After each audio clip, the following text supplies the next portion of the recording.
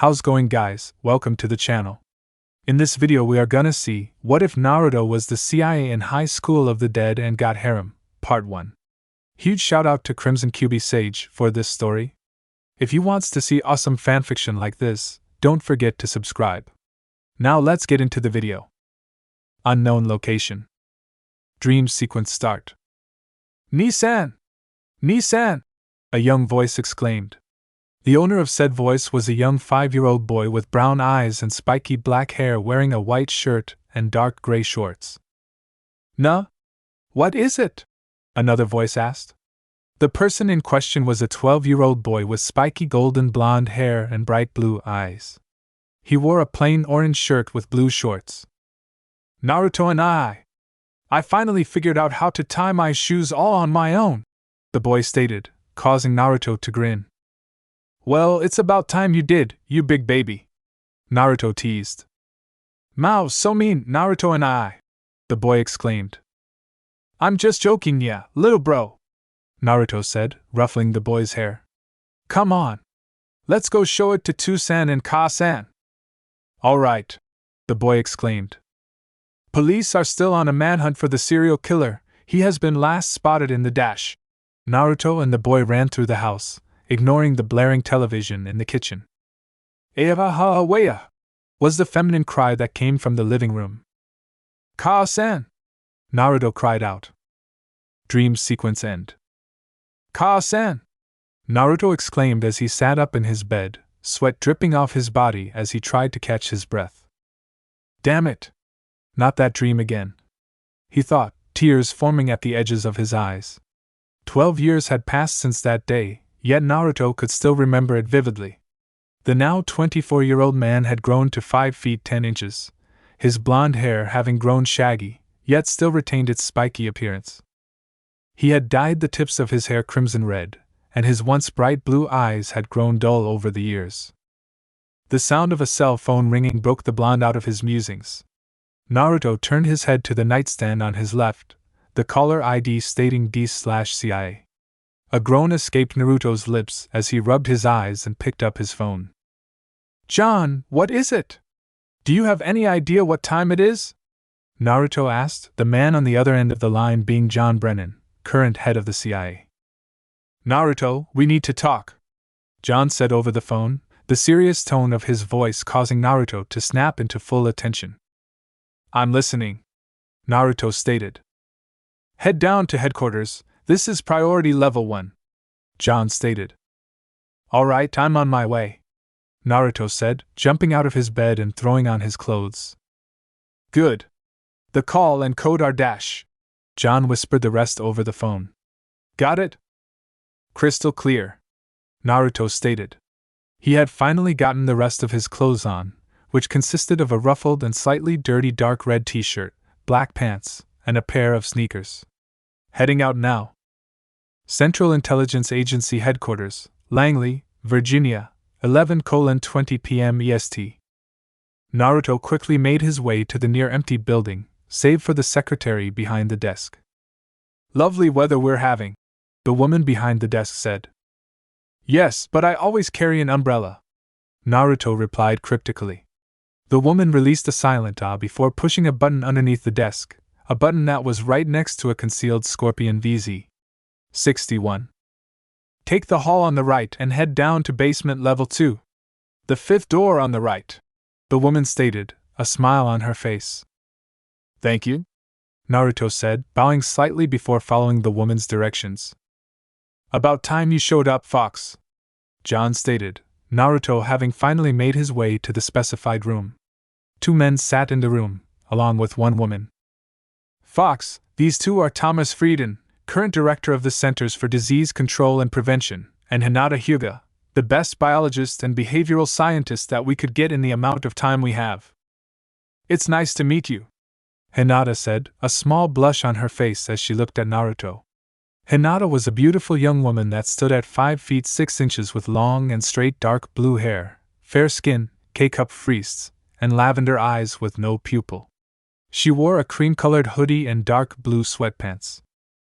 All in all, she appeared to have only been recently woken up, yet still retained a drop-dead gorgeous appearance. The pleasure is all mine, Naruto finally said, a blush on his face after he was done checking her out. Unbeknownst to him, Hinata was doing the same thing.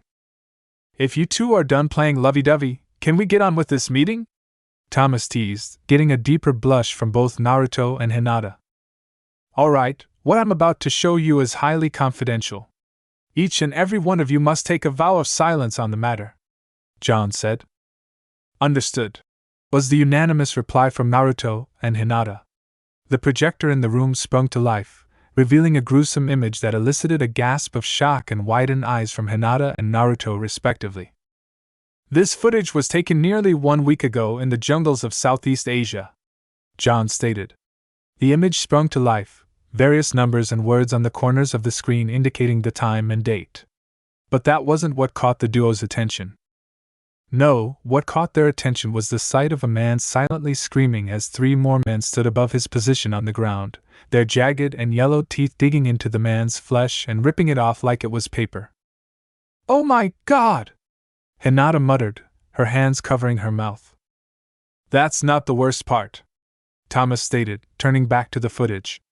The man who was once being devoured by the 3 men had stood back up. His body twitched and spasmed for a few seconds before he froze up. What's wrong with him? Naruto asked. Just watch, John said.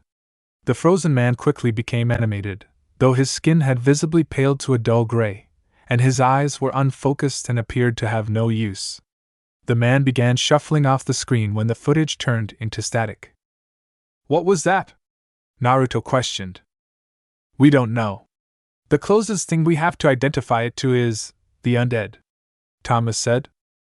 But that shouldn't be scientifically possible. A disease that kills the host, yet makes it so that their deceased body functions and spreads the infection, Hinata exclaimed. I agree, this thing sounds like something that would come out of a video game or a television show, Naruto said. That's true, which is why we need to identify what kind of infection it is, Thomas replied. This is where you two come in, John stated, pulling out 2 files. He stood up and began pacing around with both files in one hand. Hinata Hyuga, renowned for her work in developing a cure for the Ebola virus in 2013. Best known for her ability to analyze any disease and come up with its symptoms almost immediately, he said, placing one of the files onto the table that had a picture of Hinata. For anonymity, your name will not be given. Only you can do that, and you already know the potential consequences of such actions. Agent Fox, currently the youngest person ever in the history of the agency to have become a field operative. Hand-to-hand skills, extraordinary, marksmanship, 10 out of 10 in all forms of targets, combat skills overall are highly above average. His best field skill though is his ability to analyze any situation and come up with a solution. John finished throwing the last file onto the table. She's the brain and he's the muscle. Your point being? Naruto questioned. The United Nations has turned to the CIA and the CDC on this matter, Thomas stated. We've gone through all our options, and in the situation we're currently in, you two are our best bet, John said, a map of Japan appearing on the projector. Most cases of these so-called zombies have sprung up in Asia, some parts of Europe, and most recently in the US and some of the more populated areas in South America. But the earliest cases we've seen have started in Japan. Japan? Naruto said. I can honestly say I'm as surprised as you are about this, John stated. We need you two to dive right into the hornet's nest before everything goes ape-thing in hopes of finding a patient zero. I guess that makes sense. If we can find patient zero, then maybe we can isolate the infection and engineer a cure of some kind or a vaccine, Hinata said. No news about this is to escape to the public, not until we've at least categorized this disease, Thomas said. You two are going to be airdropped into the prefecture Shizuoka, specifically Tokanosa City, John stated. Why Tokanosa City? Hinata questioned. Because we've been tracking the infection's progress for as long as we can, and this city is going to be hit next. We're hoping to send you two in to link up with the SDF and begin your hunt from there, John said. That's the best case scenario. And the worst? Hinata asked. The worst-case scenario, the infection has already hit the city by the time you two are sent in, John stated, a frown marring his face. When do we leave?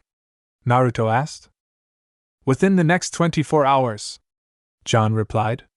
Failure is not an option. It's not just your lives on the line, it's the lives of all of humanity as well. What about equipment? Naruto questioned. Whatever you need. This is more than likely going to be a long-term mission and… John started.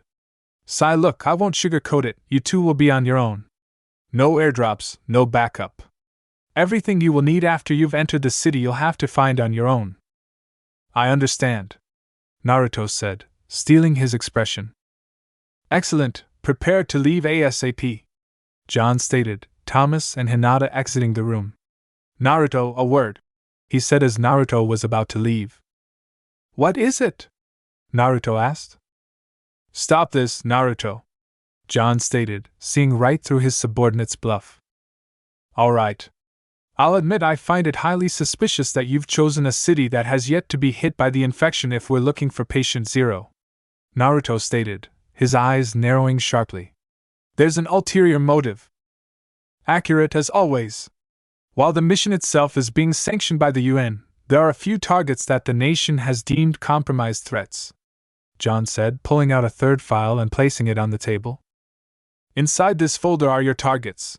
All of them have been tracked down to be in the vicinity of Tokanosa City, and all of them have the POTUS's seal of approval to take out. Make it look like an accident, or in a way so that it cannot be traced back to the US.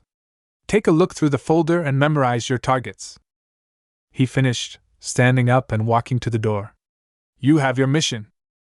Understood, sir, Naruto said. This may be the last time we meet, so good luck. Fox, John said. Langley Field, Hampton, Virginia, 2:34 a.m. EST. The sun had barely begun to rise as the black SUV sped to the military base. Naruto and Hinata sat on one side of the vehicle while Thomas sat opposite to them. All right, we've gone through your requested equipment. We've got 2 of the 3 guns you've requested, Thomas stated. Yeah, but did you guys get the specific weapon I asked for? Naruto asked. It took a few minutes of looking around and quite a few CIA agents' help, but we found it, Thomas said, grabbing the box next to him and handing it over to Naruto. The blonde couldn't help but grin as he opened the box, a look of surprise and weariness on Hinata's face. A Smith & Wesson Model 29 83/8 barrel, stainless dark steel finish, polished oak grip, and 6.44 SNW special bullets in the chamber, Thomas stated as Naruto inspected the weapon. Yep, this is it. This one's mine, Naruto said. We've also gotten you most of the other items you've requested at the airfield, a Glock 21 equipped with tactical light and laser and detachable suppressor and 6.45 auto 13-round magazines, 1 black tactical vest, a Glock duty holster, a Bianchi 5 BHL thumb snap holster, 3 M67 grenades, a SBY sunglass DVR camera AK DV78, 1 working compass, binoculars, a satellite phone, black fingerless gloves, a pair of steel-toed boots, 1 steel trench knife, a black all-hazards prime backpack, a medium-sized black leather journal, and 6 MREs, Thomas stated before turning to Hinata. The equipment you've asked for we couldn't get in time to Langley Field, so you'll get the items you requested when the plane makes a stopover in Mather Air Force Base. Same thing for the rest of your items, Fox. You guys have gotten every item? Naruto questioned. With all that's happened concerning this new infection, surprisingly, yes. It's not just the United States that's in on this, it's all of the UN. Every country. Russia, Japan, Iraq, Iran, India, Australia, China, the list goes on. For once, the world's leaders are all in agreement on something, Thomas replied. Every country is holding back on sending in soldiers though, more than likely to prepare for the impact that the infection will have in their own countries. But the Brazilians have graciously supplied us with the airplane you'll be flying in, a KC-390. Once you've refueled in Mather, you'll be on your own. A KC-390? I thought those things weren't going to be introduced until next year, Naruto said. The one you'll be flying to Japan in is one of the prototypes, Thomas stated. We've arrived, the driver said. All right, this is as far as I can go with you two. Remember, once you've landed in Tokunosa City, you're on your own, Thomas said, Naruto and Hinata exiting the car. Godspeed you two, he mumbled, watching the two hopes of humanity head on their way. Ano, where is the airplane? Hinata asked. Excuse me, ma'am, sir? A voice called out. Naruto and Hinata turned around to find two people standing a few yards from them. The first was a man standing at 5 feet 7 inches with short brown hair, dark-colored eyes and dark markings under his eyes. Even though he appeared to be a young man, he had pronounced lines under his eyes. He wore a sage green U.S. Air Force flight suit and a black bandana that had a metal plate on the front with a leaf insignia carved into it. Next to this man was a woman that stood at 5 feet 6 inches with long straight, purple hair that reached down to her waist, warm brown eyes, and a shade of red lipstick. Like the man standing next to her, she wore a sage green U.S. Air Force flight suit. Yes? Naruto asked. I need you two to identify yourself, otherwise we'll have to take you into custody, the man said. Fair enough, my name is Hinata Hyuga, CDC biologist and behavioral scientist, Hinata stated. Special Agent Fox, CIA, Naruto stated, pulling out a CIA badge holder. Senior Airman Hate Gecko, the man, now identified as Hate, stated. Airman First Class Yugao Yuzuki, the woman, now identified as Yugao, stated. A pleasure, Naruto said, extending his hand to Yugao and Hate. Nice to meet you, we're your designated pilots from here to hell, Hate said jokingly, causing Yugao to smack him on his head. Sorry about my boyfriend. As he said, we're the pilots that are going to fly you to Japan, Yugao said. Ow, did you have to hit so hard? Hate mockingly complained before placing one hand on his head and leaning back slightly. Oh, woe is me, my girlfriend only uses me as her boy toy. Can it, lover boy, otherwise you won't get any. Yugao smirked. Humph! Fine, you win, Hate conceded. So, do you mind telling us why you two are being sent into Japan? It's got to be something big if it's only two people, Yugao asked. Yeah, we're both in the dark here, Hate added. Oh, it's this D-dash. Hinata started, only to be stopped when Naruto placed his hand over her mouth. That's classified, Naruto replied. Oh, come on, not even a little hint? Hate said. This is surprising. I would have thought you two would already have been sworn to secrecy, Naruto stated. Oh, we already have been dash, Hate replied. Then you must know that this mission is to be classified as top secret, Naruto interrupted. Yes, Hate said. Then you know that I cannot reveal to you such highly classified information here, Naruto said. Okay, I get it. I'd tell you, but then I'd have to kill you sort of deal, Hate stated, throwing up his hands in defense before motioning behind him. Right this way, Mr. Bond. Watch where you're treading, or you'll be shaken, not stirred, Naruto joked, walking behind the pilots as they lead them along into one of the hangars. Inside the hangar was pretty empty, save for a medium-sized supply crate and a medium-sized, twin-engine jet-powered military transport aircraft. That crate has your stuff, Agent Fox. This here dash, Hate started, patting the aircraft twice, is the KC-390. 21 metric tons, can get to Mach 0.8. This babe will get us to where we want to. Holy moly! They actually got this stuff in time? Naruto exclaimed, pulling out a dark red polyester shirt. A blush crept across both women's faces, Yugao turning her head away when Naruto quickly pulled off the shirt he was wearing and replaced it with the new shirt, followed by pulling out a pair of black pants that seemed more durable than the pants he was wearing at the moment, and replaced them with the new pants. Dude, Hate said. What? Time is of the essence, Naruto stated, putting on the rest of his gear. By the time he was done, Naruto was now wearing a dark red polyester shirt, black pants, a black tactical vest, a black backpack, black fingerless gloves, a black Glock duty holster, a Bianchi 5 BHL thumb snap holster, and black steel-toed boots. His Smith & Wesson Model 29 was in his right holster, and the blonde held a Glock 21 in his hands that he was currently loading before he holstered it in his left holster. Naruto placed the Glock 21's suppressor inside one of his tactical vest's pockets. Naruto checked the rest of his items, finding that only the omitted items that Thomas had said he would get in California were missing. Everything checks out. All right, Naruto exclaimed, clapping his hands. Let's move out. Geez, calm down a bit, will you? I mean, it's not like it's going to be the end of the world, right? Hate joked, only to receive silence from Naruto and Hinata. Let's just say that it is of utmost importance that we hurry along, Naruto stated, entering the back of the plane with Hinata following shortly after. On the airstrip. Pelican to Tower 1, Pelican to Tower 1, do you copy?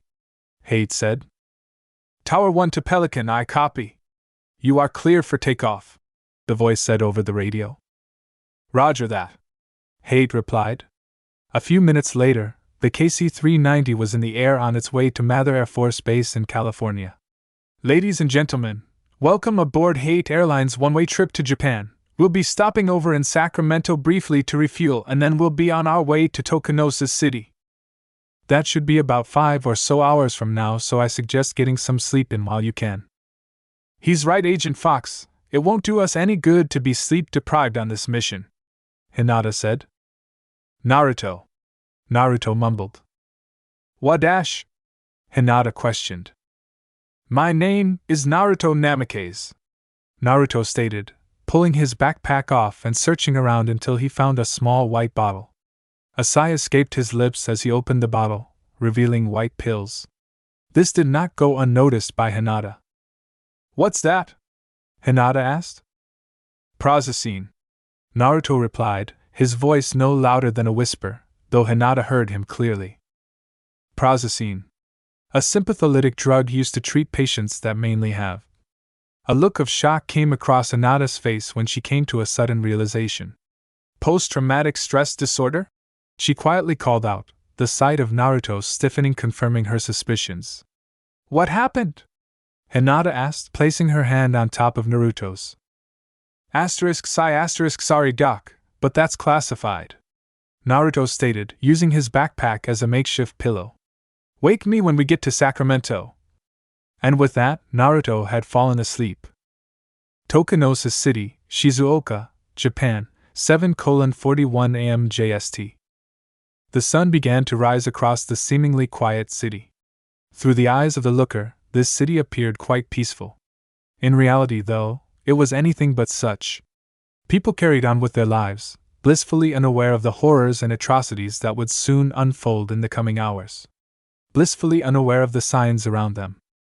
Off in a nearby house, a young man that stood at 5 feet 8 inches with brown eyes and black hair woke up to the sound of a blaring alarm clock.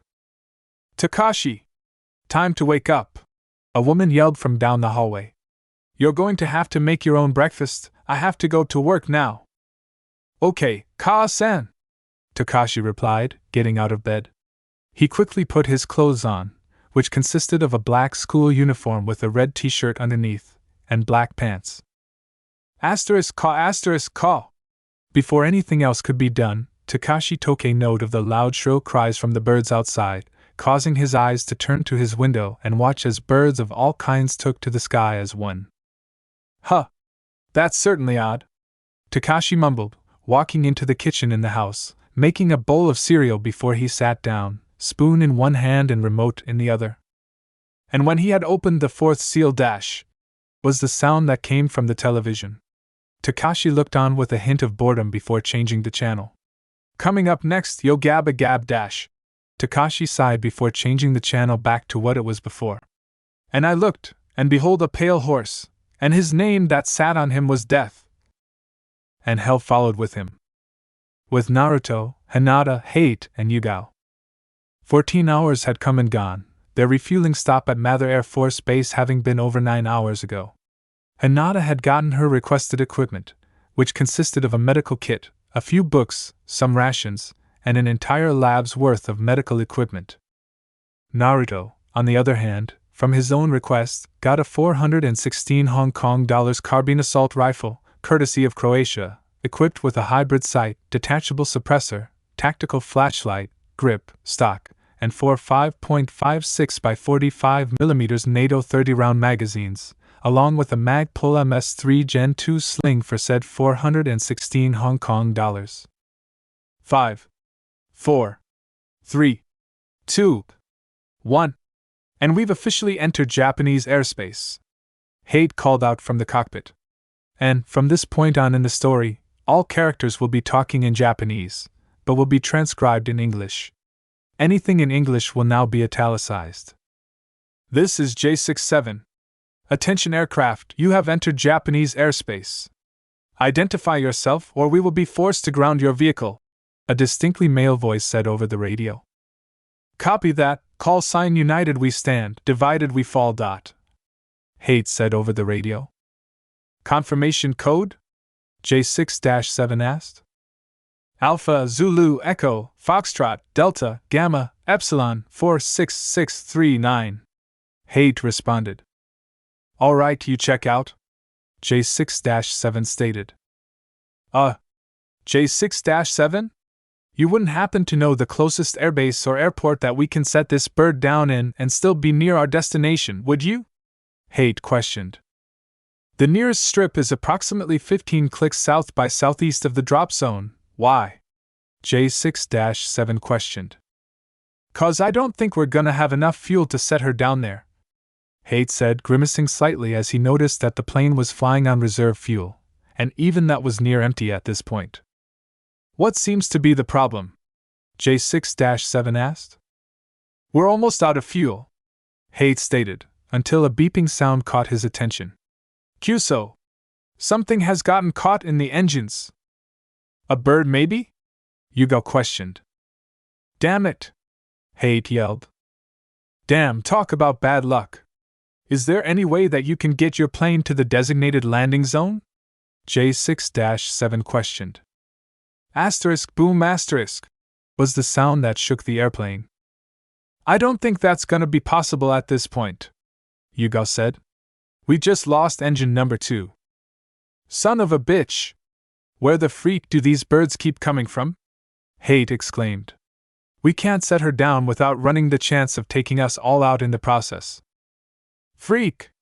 Alright, your next best bet would be to set your plane down in Tokunosu Bay then, J6-7 stated, an F-15J Eagle interceptor jet pulling up to the left of the KC-390. Follow me, I'll lead you as far as you can fly to the bay. Much appreciated. Is there any place that we can parachute out safely? Hate asked. At the current direction we're heading in, I'd say, somewhere over Fujimi Academy, maybe. That's the safest location I can think of at the moment, J6-7 replied. Alright, switching into autopilot, Hate said. If this is the last time we talk J6-7, thank you. Fujimi Academy is going to be coming up in a few minutes, J6-7 stated. I'll pull behind so you guys can see from the cargo bay. When I do a barrel roll, that'll be the cue to jump out. I knew that bringing along 2 extra parachutes was the right call. Hate grinned. Yeah, for once your suspicions were proven to be correct, Yugo said jokingly. Fox. Hinata! Huh, /what? Hinata/Naruto called out, waking out of their slumber, Hinata somehow having made her way on top of Naruto. Eep! Hinata exclaimed, jumping off of Naruto, her face beet red in color. As much as I would like to tease you two about this, we've got bigger fish to fry at the moment, Hate exclaimed. What happened? And how come you two aren't piloting the plane? Naruto asked. Well, we sorta ran out of fuel, birds got stuck in the engines, and we're going to crash in Tokunosu Bay, Hate said with a nervous chuckle, scratching his head as he did so. Kyuso! This is bad! This is really bad! Naruto exclaimed. We're going to have to jump out of the plane. Luckily we've got 4 parachutes, Yugo stated, motioning to the 2 parachutes Hate and herself wore, and the 2 parachutes that laid on the ground nearby. How long do we have before we have to jump? Naruto asked. A few minutes, Hate replied. All right, Naruto said, putting on one of the parachutes. Hinata just stood there frozen in fear. You ever jump out of an airplane before? He asked. Yeah, but not one where the plane was going to crash, Hinata exclaimed. It's the same thing, only there's more explosions and chances of I should probably stop talking now, Naruto said, handing Hinata the last parachute. Open the cargo bay doors. On it, Hate exclaimed, slamming the button that caused the back of the KC-390 to open up, J6-7 some distance behind them as promised. When that plane does a barrel roll, that's our cue to jump. When you all touch the ground, try to make your way to the nurse's office. How do you know if there even is a nurse's office? Naruto asked. It's a school, Hate replied, a deadpan clearly present on his face. Oh, right, Naruto said sheepishly. Oh God! I don't know if I can do this, Hinata exclaimed. It's okay, you can do this, Naruto said, grabbing her hand in assurance. Come on! Come on! Hate muttered. J6-7 then did a barrel roll. That's our cue! Jump! Now! He exclaimed, jumping out of the plane, quickly followed by Yugao. We have to jump now, I'll be right behind you, Naruto yelled. Hinata took a deep breath before jumping out of the plane. Here goes nothing, he muttered, running out of the plane. With Takashi 5 minutes earlier. Takashi leaned against the railing of one of the school's stairways as he normally would most days, reminiscing on his days as a child. Flashback start. Ni-san! Ni-san! Takashi exclaimed. Whenever Takashi tried remembering who this Nii-san of his was, all he could remember was spiky blonde hair. 1 year later. Takashi could barely remember what had happened that year. But what he could remember was being taken from his Nii-san and moving out to Japan. Hi there! A childish voice exclaimed, the owner of said voice being a young girl about the same age as he was with orangey-brown hair with 2 strands of hair sticking up and reddish-brown eyes. Bwah! Takashi exclaimed in surprise. Ha! Scared ya? The girl exclaimed, causing a tick mark to appear on Takashi's head. Did not! I just didn't see you there, Takashi denied. Who are you? I've never seen you around here before, the girl asked. I'm Takashi, who are you?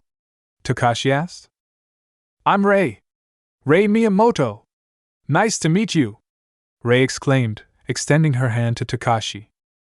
2 years later. I'm gonna be your wife, Takashi, Rei exclaimed. Really? You serious? Takashi questioned. Yeah, Rei replied, nodding her head. Pink promise. 7 years later. Why do you have to repeat a grade? You're a straight A student, Takashi stated. You wouldn't understand, Takashi, Rei said, walking away from her best friend. Well, we're in the same class again. That's great, a young man said. The man was none other than Hisashi Igu, a black belt in karate. 4 months later. Takashi was walking down the street when he noticed Rei and Hisashi. He was about to go and say hi, but stopped when he saw Rei kiss Hisashi. Then and there, Takashi knew that he was too late. Flashback end. Pinky promise, Takashi muttered. I'll make you swallow 1,000 needles if you lie. Are you an idiot? A feminine voice called out. Takashi looked behind him to find another one of his childhood friends, Saya Takagi. Saya was a girl of under-average height, standing at 5 feet 1 inch with bikini model-size friests, a slender physique, long pink hair that she kept in 2 ponytails on either side of her head, and orange eyes. She, like most female students at Fujimi Academy, wore the female school uniform. Takagi-chan, Takashi said. Every time you have to face the truth you always escape to this same place. You're like an elementary kid, Saya stated. The first semester's already started, look at yourself, she said, walking over to Takashi and involuntarily leaning down so that he had a clear view of her cleavage. At this rate, you will need to get ready for summer school, if not repeat a grade. The same goes for you. Fifth period isn't even over, Takashi stated, looking away with a slight tint of red on his face. It's fine since I'm a genius. However, you getting into this school was just a stroke of dumb luck, Saya stated. Hey Takagi, why do you always pick on me? Takashi asked. I hate idiots. Especially the ones that are in denial over it, Saya replied. You're an idiot all right, but at least you know you are. So if I tell you that you're an idiot, maybe you will be less of an idiot, she finished, only to find Takashi brooding once more. What's the deal? Just because you got dumped by your best friend. Idiot, she muttered before walking off, Takashi's mind wandering back to the past. Flashback start. About you, Takashi. Ray started. I really felt that way once, but you didn't really notice. Takashi just sat in silence, taking in the information that he was just told, his fears having been confirmed. He was too late. Flashback end. So what? Takashi muttered. Asterisk clang asterisk was the sound that broke Takashi out of his trance. Near the front gate of the school was a spaced-out man that kept running into the gate. Who is that suspicious person? Takashi questioned. Soon enough, 5 of the teachers approached the gates. The first was the ping-pong club's advisor, Kyoko Hayashi. Kyoko stood at 5 feet 7 inches and had light brown eyes with glasses, reddish-brown hair which she keeps in a loose ponytail with long strands hanging down in front of each ear and a full figure with large friezes. The next person was Teshima, the physical education teacher. Tajima was a tall man, standing at 5 feet 11 inches with black hair. He wore a light blue shirt with a high collar and black pants. The third teacher he saw was Irika Yumino, the advisor to the track and field club. Irika stood at 5 feet 8 inches and wore a green unzipped hoodie, a black t-shirt, black pants, and a necklace that held a dolphin-shaped charm. The last 2 teachers he didn't recognize though. What do you want? Kyoko demanded as the 5 teachers made their way to the front gate. Don't try anything funny. It's okay, Kyoko-chan. Probably just another one of those drug addicts or someone who's lost, Irika stated, turning to the man that kept running into the gate. Excuse me, sir? Are you lost or looking for someone? He asked. The man ignored his question in favor of running into the gate. We tried diplomacy, Irika-sensei, now let me handle this, Tajima said, roughly grabbing the man by his jacket lapel and slamming him into the gate that he had run into multiple times. Wait, Tajima-sensei! Kyoko exclaimed, shocked at her coworker's brutality. Violence is strictly prohibited dash. Whatever she was about to say was cut off when the man, in one swift movement, grasped Tajima's arm and bit him. Gah! Tajima exclaimed, dropping to the ground and writhing around in agony. A few seconds later, Tajima stopped moving. He's dead, one of the teachers stated. From this kind of wound? The second teacher questioned. Kyoko-chan! Go call the police! Gabriel, Trevor, and I will try to dash. Irika started, only to stop when Tajima began twitching. Tajima-sensei! Are you alright? Kyoko exclaimed as she attempted to move towards Tajima, but was stopped by Irika's hand. Hold on a second, something doesn't seem right, Irika said, both himself and Kyoko backing away from the recently deceased man. His theory was proven accurate when Tajima's eyes snapped open, revealing 2 milky gray orbs that looked in random directions. Tajima-sensei! Thank goodness dash, Kyoko said, her words faltering when Tajima grabbed one of the other teachers and chomped down on his neck, blood spilling through the air as his canines tore through the man's flesh. Aha! Kyoko shrieked.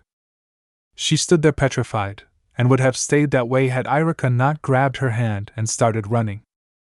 Snap out of it, Kyoko-chan! We need to evacuate the students quickly!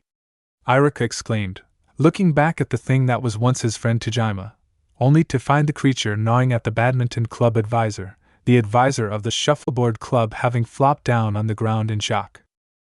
Takashi watched the entire series of events unfold right before his eyes. Ray!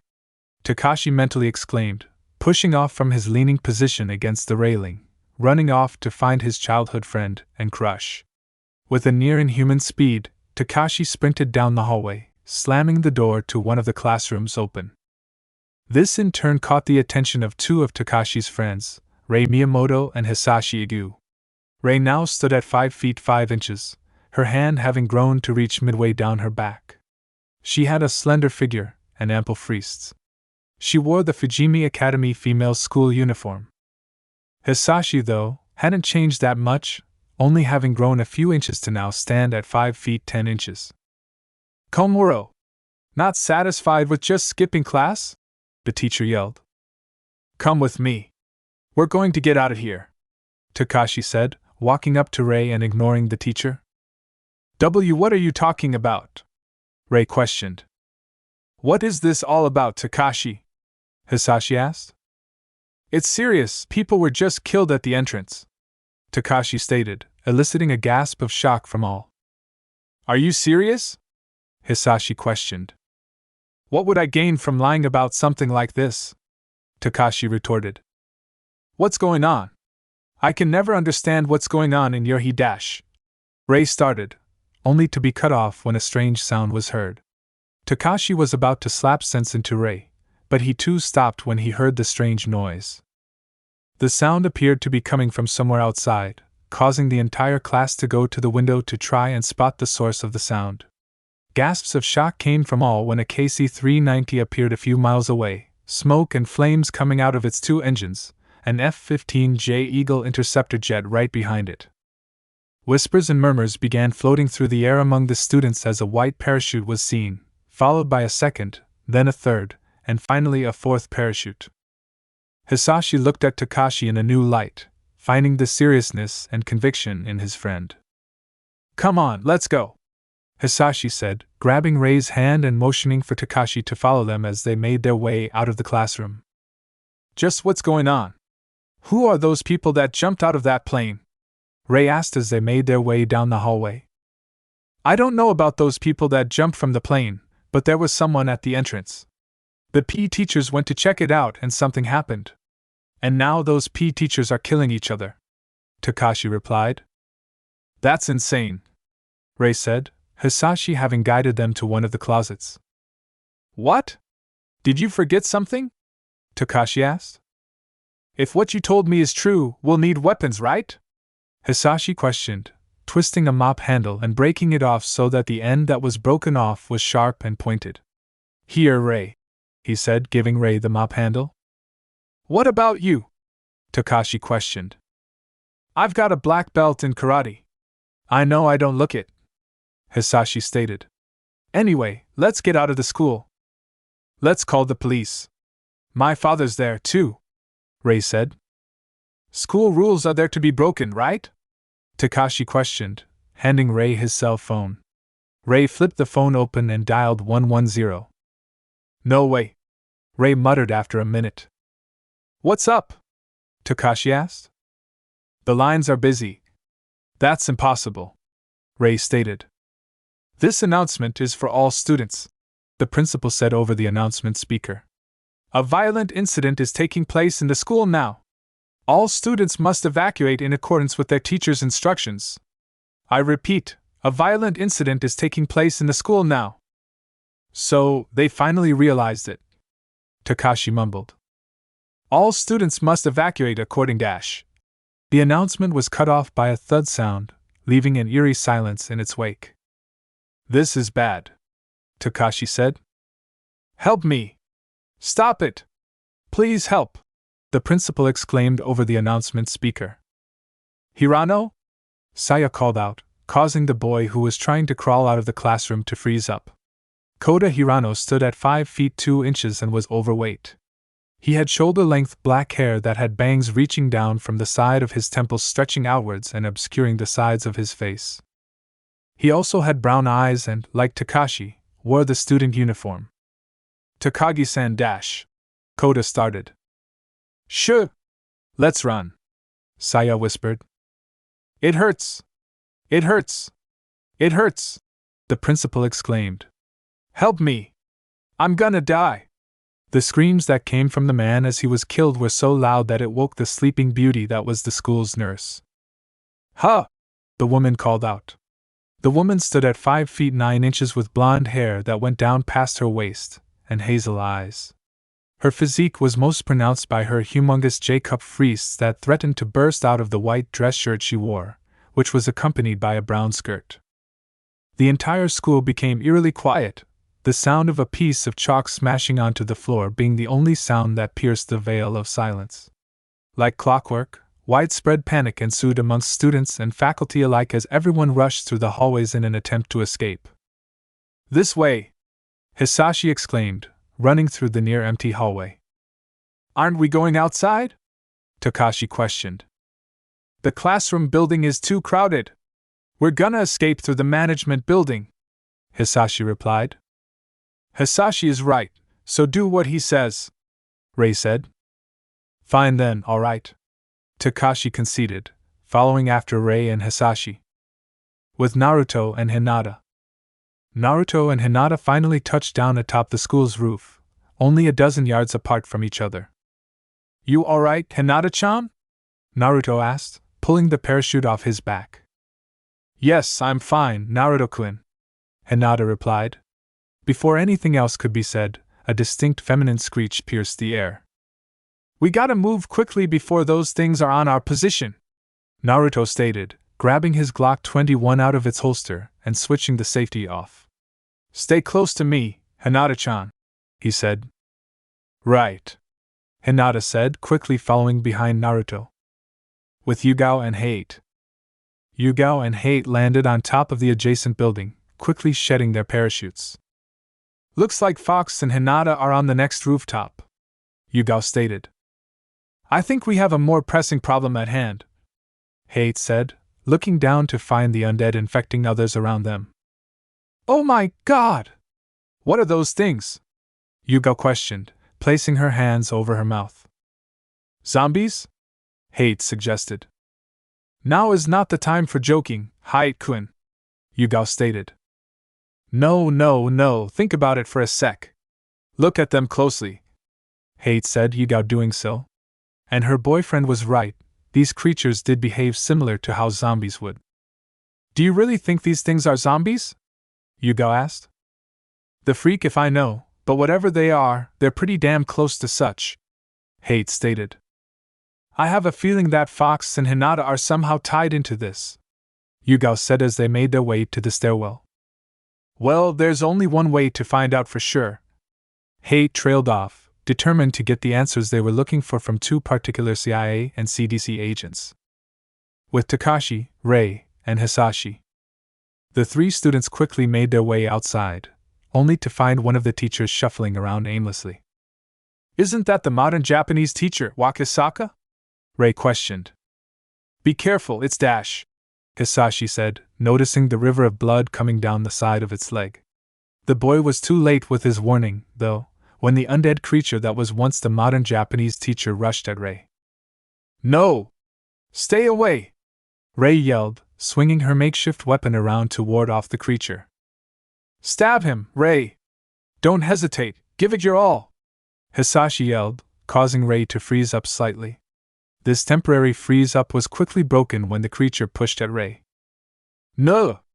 Rei exclaimed, steeling her resolve before pushing the creature back. "Don't underestimate Dash," she started, slamming her weapon into the creature. "The Spear Martial Arts Club!" Rei finished, stabbing the mop handle into the creature's chest. "You did it!" Takashi cheered, only for his eyes, along with Rei's and Hisashi's, to widen in shock when the creature began moving again, making Rei loose her grip on the mop handle. "Impossible! I just stabbed him through the heart, so why is he still moving?" Rei exclaimed. Hisashi acted fast, grabbing the creature from behind. "Rei, pull it out now!" Hisashi said, Rei complying with his demand and pulling the mop handle out. "Hisashi, get away from him!" Takashi exclaimed. "No worries! I can take him, Dash!" Hisashi started, only to go silent when the creature's head turned a full 180 degrees. "What the?" Hisashi said, grabbing the creature's head in an attempt to stop it from facing him. "How is he so strong?" he questioned. A scream came from the boy when the creature sunk its teeth into Hisashi's arm. "Hey you! Get the hell off of Hisashi! Takashi exclaimed, slamming the baseball bat he held on the creature, but to no avail as the creature's mouth still had its vice grip on Hisashi's arm. Hisashi! Rei exclaimed, impaling the creature with the mop handle. Why? Why doesn't he let go? I knew it, Takashi mumbled. He is dead. He's dead, yet he's still able to move. The creature finally took notice of the other two students and unhinged itself from Hisashi's arm, blood flying through the air from the wound. Hisashi! Rei exclaimed, dropping the mop handle. She was about to rush over to her boyfriend, but was halted when a bullet went whizzing by, a small blood-red hole appearing in the creature's head. The creature dropped to the ground, seemingly dead, again. Rei quickly took this opportunity to rush over to Hisashi, slinging the boy's arm over her shoulder to support him. Takashi, Rei, and Hisashi all looked at the recently killed creature before looking in the direction of where the shot came from. On top of the school's roof was Naruto and Hinata, a small trickle of smoke coming from the barrel of the Glock 21 that Naruto held in his right hand. Hisashi!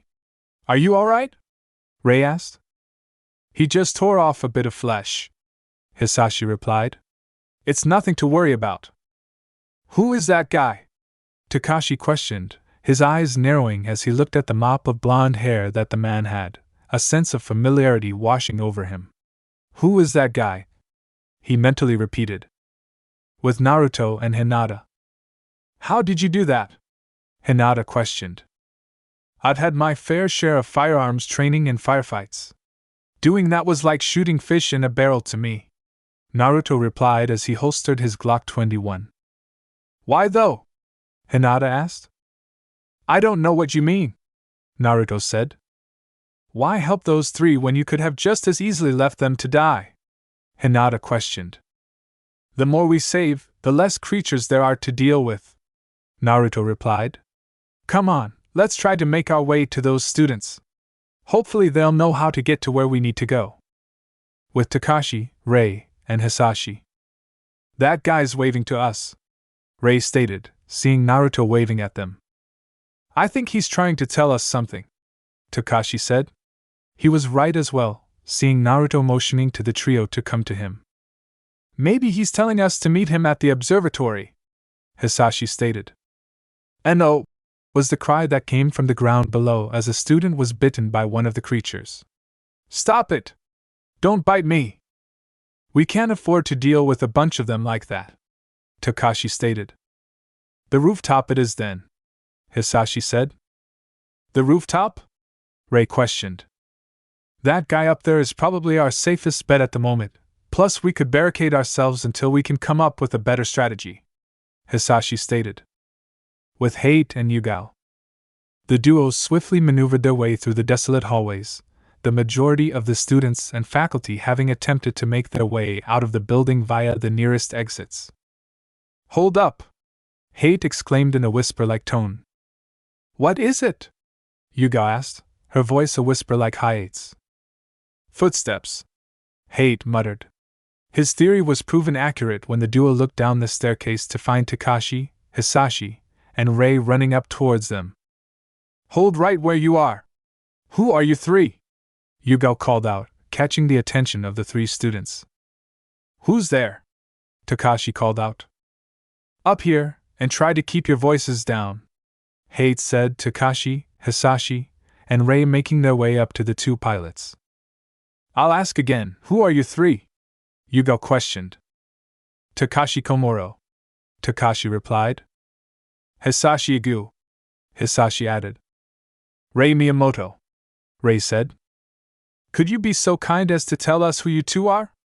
I've never seen either of you two here at the school before, Hisashi asked. Hate Gecko, United States Air Force Senior Airman, Hate replied. Yugao Yuzuki, United States Air Force Airman First Class, Yugao replied. Little over a second after the pilot duo introduced themselves, something clicked in Takashi's head. Wait a sec, you two were the ones that jumped out of that airplane earlier, Takashi stated. Yeah, our plane was going down, and we had high-priority personnel that we needed to bring into this city, Hate stated. A woman with dark bluish hair dash, Yugao started. And a tall blonde man. Hate finished. You three see anyone like that?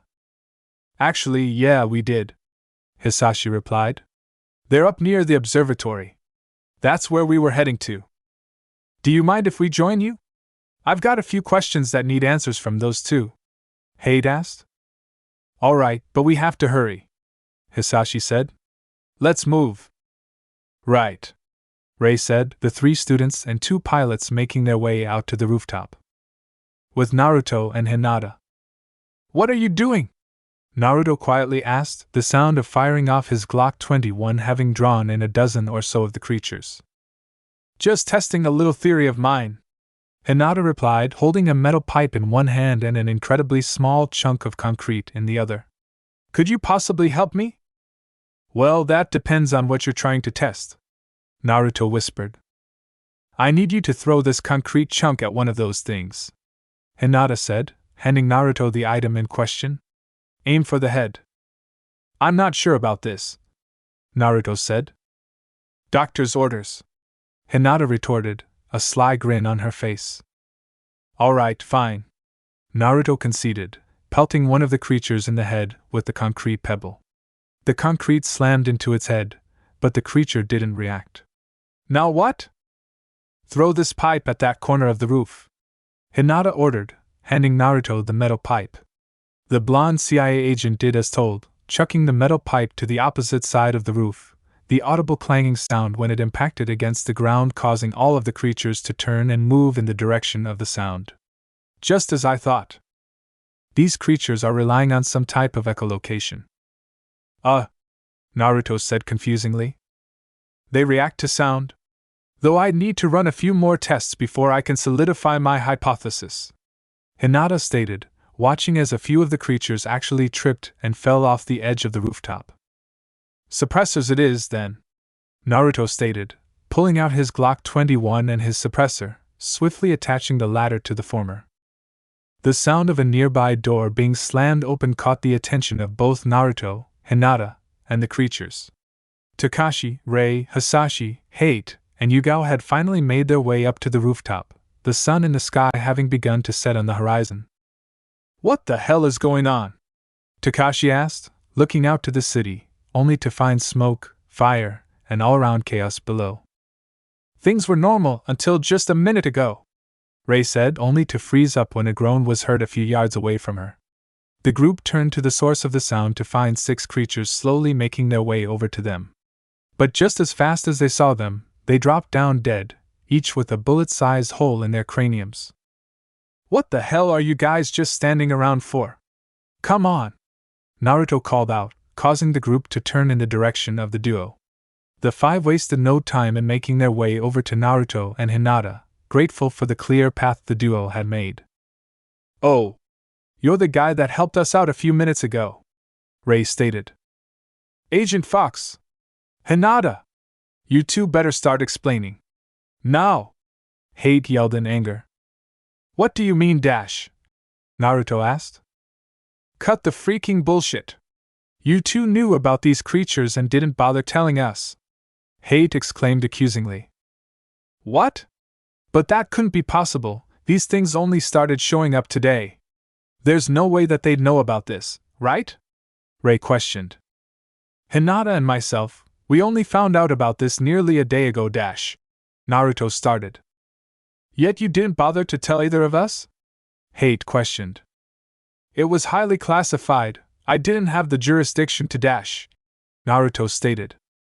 Jurisdiction my ass! You're avoiding the question. Why? Didn't you tell us? Hate demanded. Look around you! Naruto yelled, throwing his hands out, motioning to the city below. This is widespread panic that's going on right now. Do you have any idea how bad the panic would be on a global scale if word of a goddamn motherfucking zombie virus were to reach the public? You want to know what our mission was? To find a cure, a vaccine, something that would stop this infection. A gale of wind suddenly shot across the rooftop, causing Rei's skirt to flop around violently in the wind. The group looked up, only to find 4 military helicopters soaring by at very low altitudes. A Black Hawk? The American military? Takashi questioned. Don't count on it, kid. That's not the US. Naruto stated. And how do you know that? Hisashi asked. Because every country in the world is dealing with the same problem here. No one can afford to expend any military assets. Those 4 were probably the self-defense force. Naruto replied. Then where did they come from? There's no base around here. Hisashi stated. Help! Rei called out, waving her hands towards the Black Hawks. That's not going to work. There's no way the SDF would fly all this way for nothing, Hisashi said. They must be on some special mission like... He started, motioning to Naruto and Hinata. Oh, where are my manners? My name is Hinata Hyuga, Hinata said. Agent Fox, Naruto replied. His eyes wandered down to the wound on Hisashi's arm before widening and aiming his Glock 21 at Hisashi. What are you doing? Rei yelled, surprised at the sudden turn of actions. Your friend here, has he had any contact with those creatures? Naruto asked. One of them bit his arm, but Rei replied. Then your friend here is infected, Naruto stated, getting widened eyes of shock from the rest of the group. It's only a matter of time before he turns into one of them. He won't Rei started, only to be cut off when Hisashi coughed up a glob of blood. Hisashi! What's wrong? Hinata! Symptoms, Naruto said. Symptoms, hemoptysis, eyes unfocused, dilating, shortness of breath. How are you feeling? Hinata questioned. Like, I can't breath, Hisashi muttered out. Anything else? Hinata inquired. My body feels weak, Hisashi stated. Fatigue and weakness. How long ago was he bitten? Hinata asked. A few minutes ago, Rei stammered out. But he was just bitten a little. Why did it become this bad? It's just like in the movies. It's all over once they bite you, Takashi stated. That's a lie. It can't be like in the movies, Rei exclaimed. Take a look around. It's just like in the movies, Naruto said. Takashi, Agent Fox, could you help me? Hisashi asked, his voice no louder than a whisper. Help with what? Takashi questioned. Hisashi pointed over to the railing. If I fall from there, head first, the impact should be enough to split my skull and end it, Hisashi stated. What are you saying? Rei exclaimed. I don't want to become one of them, Hisashi yelled, coughing up another glob of blood. Hisashi! Hisashi! Rei exclaimed. No! No! Takashi! Fox, please! Hisashi pleaded. I want to be myself till the end. The boy began coughing violently, falling to the ground writhing in agony. Hisashi! Why? Rei cried out. Don't die! She yelled, sobbing into the unmoving body of Hisashi. Takashi remained silent, his grip on the bat in his hand tightening. Night had come and gone, and soon enough it was day once more. Naruto finally decided to break the silence, pulling out his knife and walking towards the silent boy. It's your call, Naruto said, extending the hand that held his knife to Takashi. The boy grimaced before steeling his resolve, pushing the knife away in favor of using the bat he held and walking over to Rei. Get away from him, Rei, Takashi said. Don't do it, Rei yelled. He won't become one. Hisashi won't become one of them. Hisashi is special. Hinata-chan, can you extract a tissue sample? Naruto asked. Hi. Hinata replied, going through her bag until she pulled out a scalpel, a pair of tweezers, and a small palm-sized empty jar. Get away from him, Takashi repeated to Rei, Hinata rushing in next to the girl. The doctor worked swiftly, cutting a hole in Hisashi's jacket where he was bitten and extracted a tissue sample, placing the flesh into the jar. Hisashi suddenly began twitching. Hisashi? Look, Takashi, there's no way he'd die. Rei started, only to be grabbed up by Hate and Yugao when Hisashi stood up. No! Put me down! Hisashi is okay. Look, he's Rei faltered when she saw the dead look in Hisashi's eyes. Hisashi. What's wrong? The creature that was once Hisashi began shuffling towards Rei, who was now kicking and screaming in an attempt to break out of the grip Hate and Yugao had on her. No. This is not real. This is not real. Takashi slowly moved towards the creature, raising the bat he held up. True, it sure is unbelievable, Takashi mumbled. This is ridiculous. Takashi, Rei muttered. But, Takashi started. Stop, Rei said, tears flowing down from her eyes. This is reality, Takashi yelled, releasing a battle cry as he charged at the creature, swinging his bat so that it collided with the creature's face, blood and brain matter splattering from the attack. No! Rei yelled. With Naruto, Hinata, Hate, Yugao, Takashi, and Rei. Why? Why? Rei muttered. It had to be done. You along with everyone else here could have been eaten if he hadn't, Naruto said. I didn't want you to save me, Rei said. I didn't want to see him like this. I would have rather gotten bitten by Hisashi and become one of them than live like this. I don't think Hisashi would have wanted that, Takashi stated. Oh? What the hell do you know about him, Takashi?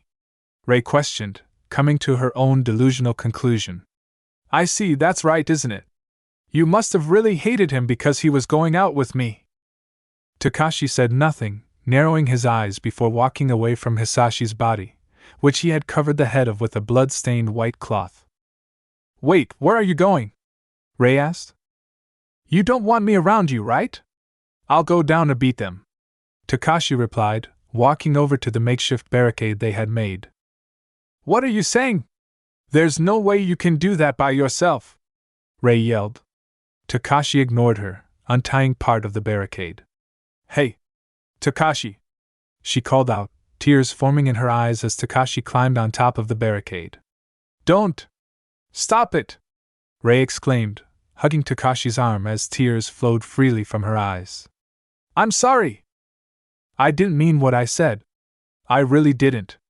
Please! Please stay here with me. Takashi's eyes softened before he climbed down from the barricade, embracing Rei in a hug as she cried on his shoulder, a few tears of his own falling from his eyes. Naruto nudged Hinata, Yugao, and Hate, motioning for them to give the two students some privacy, leading the other three adults around the corner. Now, I do believe that I owe you two some answers, Naruto stated. I thought you said that it was highly classified. Hate retorted, putting air quotes on highly classified. This is off the record, Naruto said. Let's start with formalities. My name is Naruto Namikaze, also known by the codename Agent Fox. Alright, Naruto. What the fuck is going on? Hate asked, motioning to everything around him. We don't know. That's why we're out here. I've been assigned to assist Hinata-chan in identifying the virus and producing a cure or a vaccine, Naruto replied. Does that answer all of your questions? Hate muttered, racking his brain for any other questions he had. Right, whatever, Naruto said, pulling out his satellite phone and dialing in a specific number. Agent Fox, report, John said over the phone. We've had a rough landing, but we made it in just in time before the infection hit the city, Naruto replied. Who's he talking to? Hate questioned. What is your exact location at the moment? John asked over the phone. We're currently on top of Fujimi Academy, Naruto stated. Okay, good. Your first target is a nearby resident and teacher of Fujimi Academy, John stated over the phone.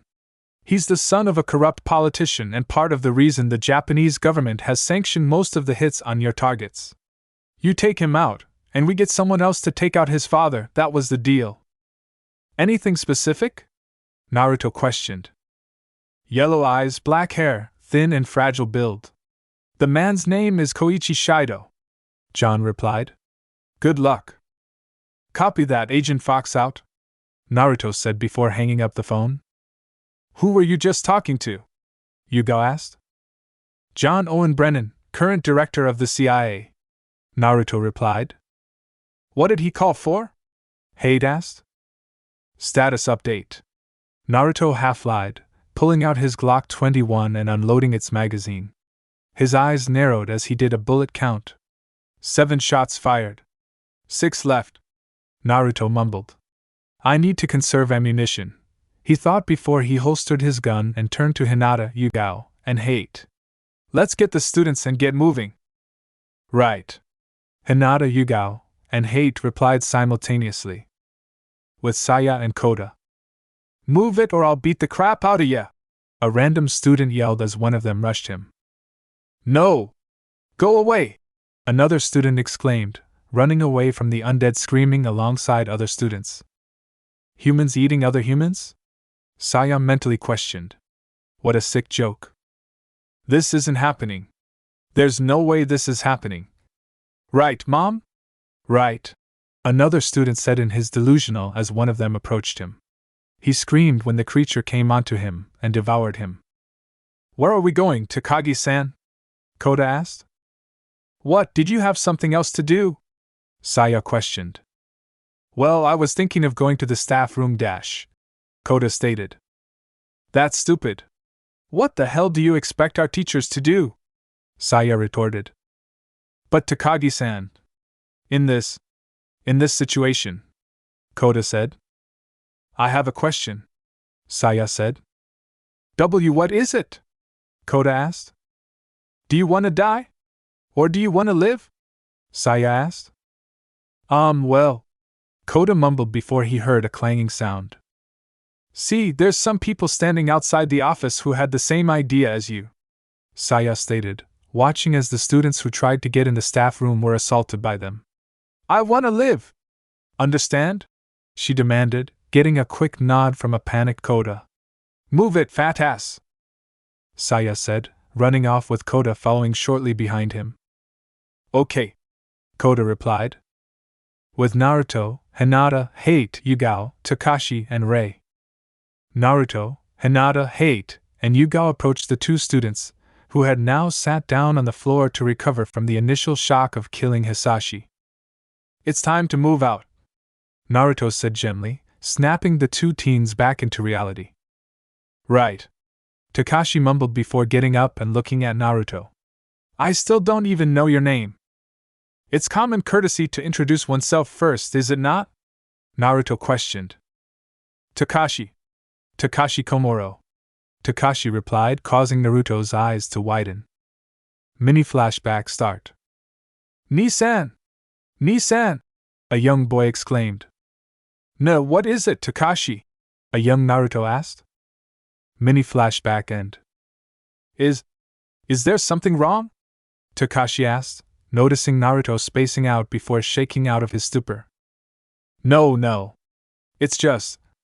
I had a younger brother by the name of. Naruto stated, shaking his head. It's probably nothing, let's just get going. Takashi-kun, can I see your phone? I want to try calling my Two-san, Rei said. I know he's a cop, but how are you gonna contact him when even the police emergency line is busy? Takashi questioned, handing Rei his phone. He gave me a private number that I'm not supposed to normally use, Rei stated. I got through. Two-san? Hello? Tadashi Miyamoto said through the phone. This phone number. Takashi-san's? Two-san? Listen, Two-san, we're at school right now, dash. Rei started. Hello? Is this Takashi-san? Rei must have given you this number. Is she okay? Tadashi asked, his voice being covered by static sounds. My connection. Two-san? Can't you hear my voice? Rei exclaimed. Listen, this whole city is in a state of panic, Tadashi stated. Two-san? Two-san! Rei called out. You need to dash, Tadashi started, only for the sound of a gunshot to cut him off. Listen! This whole city is in a state of panic. You need to get out ASAP dash. Whatever he was about to say was cut off when the connection was lost. Out of range. But I just got through. Why? Rei exclaimed. Rei, Takashi said. Takashi. Tusan didn't even know it was me, Rei said as she cried. Naruto-kun, what about your phone? Hinata suggested. Unless you know where to find a freaking Iridium 9575 Extreme Complete Kit, then I wouldn't if I were you, Naruto said. I can't charge this phone without that kind of charger, so conserving the battery power is my #1 priority. Please? Rei asked, all eyes turning to Naruto expectantly. Sigh, fine. Naruto conceded, handing Rei his satellite phone. Keep it short. Thank you, Rei said gratefully, dialing in her father's number. Hello? Agent Fox? Is that you? Tadashi said over the phone. Tusan! Rei exclaimed. Rei! But then that means Agent Fox is with you, Tadashi stated. Yeah, he let me borrow his phone, Rei stated. Where are you right now? Tadashi asked. We're at school. Tusan, what's going on? Are you alright? Rei asked. I'm fine, the station was hit pretty hard, and we've nearly lost at least half the police force, but we're holding out, Tadashi replied. Listen, I need you to put Agent Fox on, quickly. Okay. Here, Tusan says he needs to speak to you, Rei said, handing the phone over to Naruto. Right, this is Agent Fox speaking, Naruto said. Fox? Thank Kami it's you, Tadashi exclaimed. Now, what the fuck is going on? He practically yelled into the phone. We're trying to figure that out, Naruto replied. Wait, more importantly, what are you doing with my daughter? Tadashi asked. Did you see that KC-390 that flew over the city a day ago?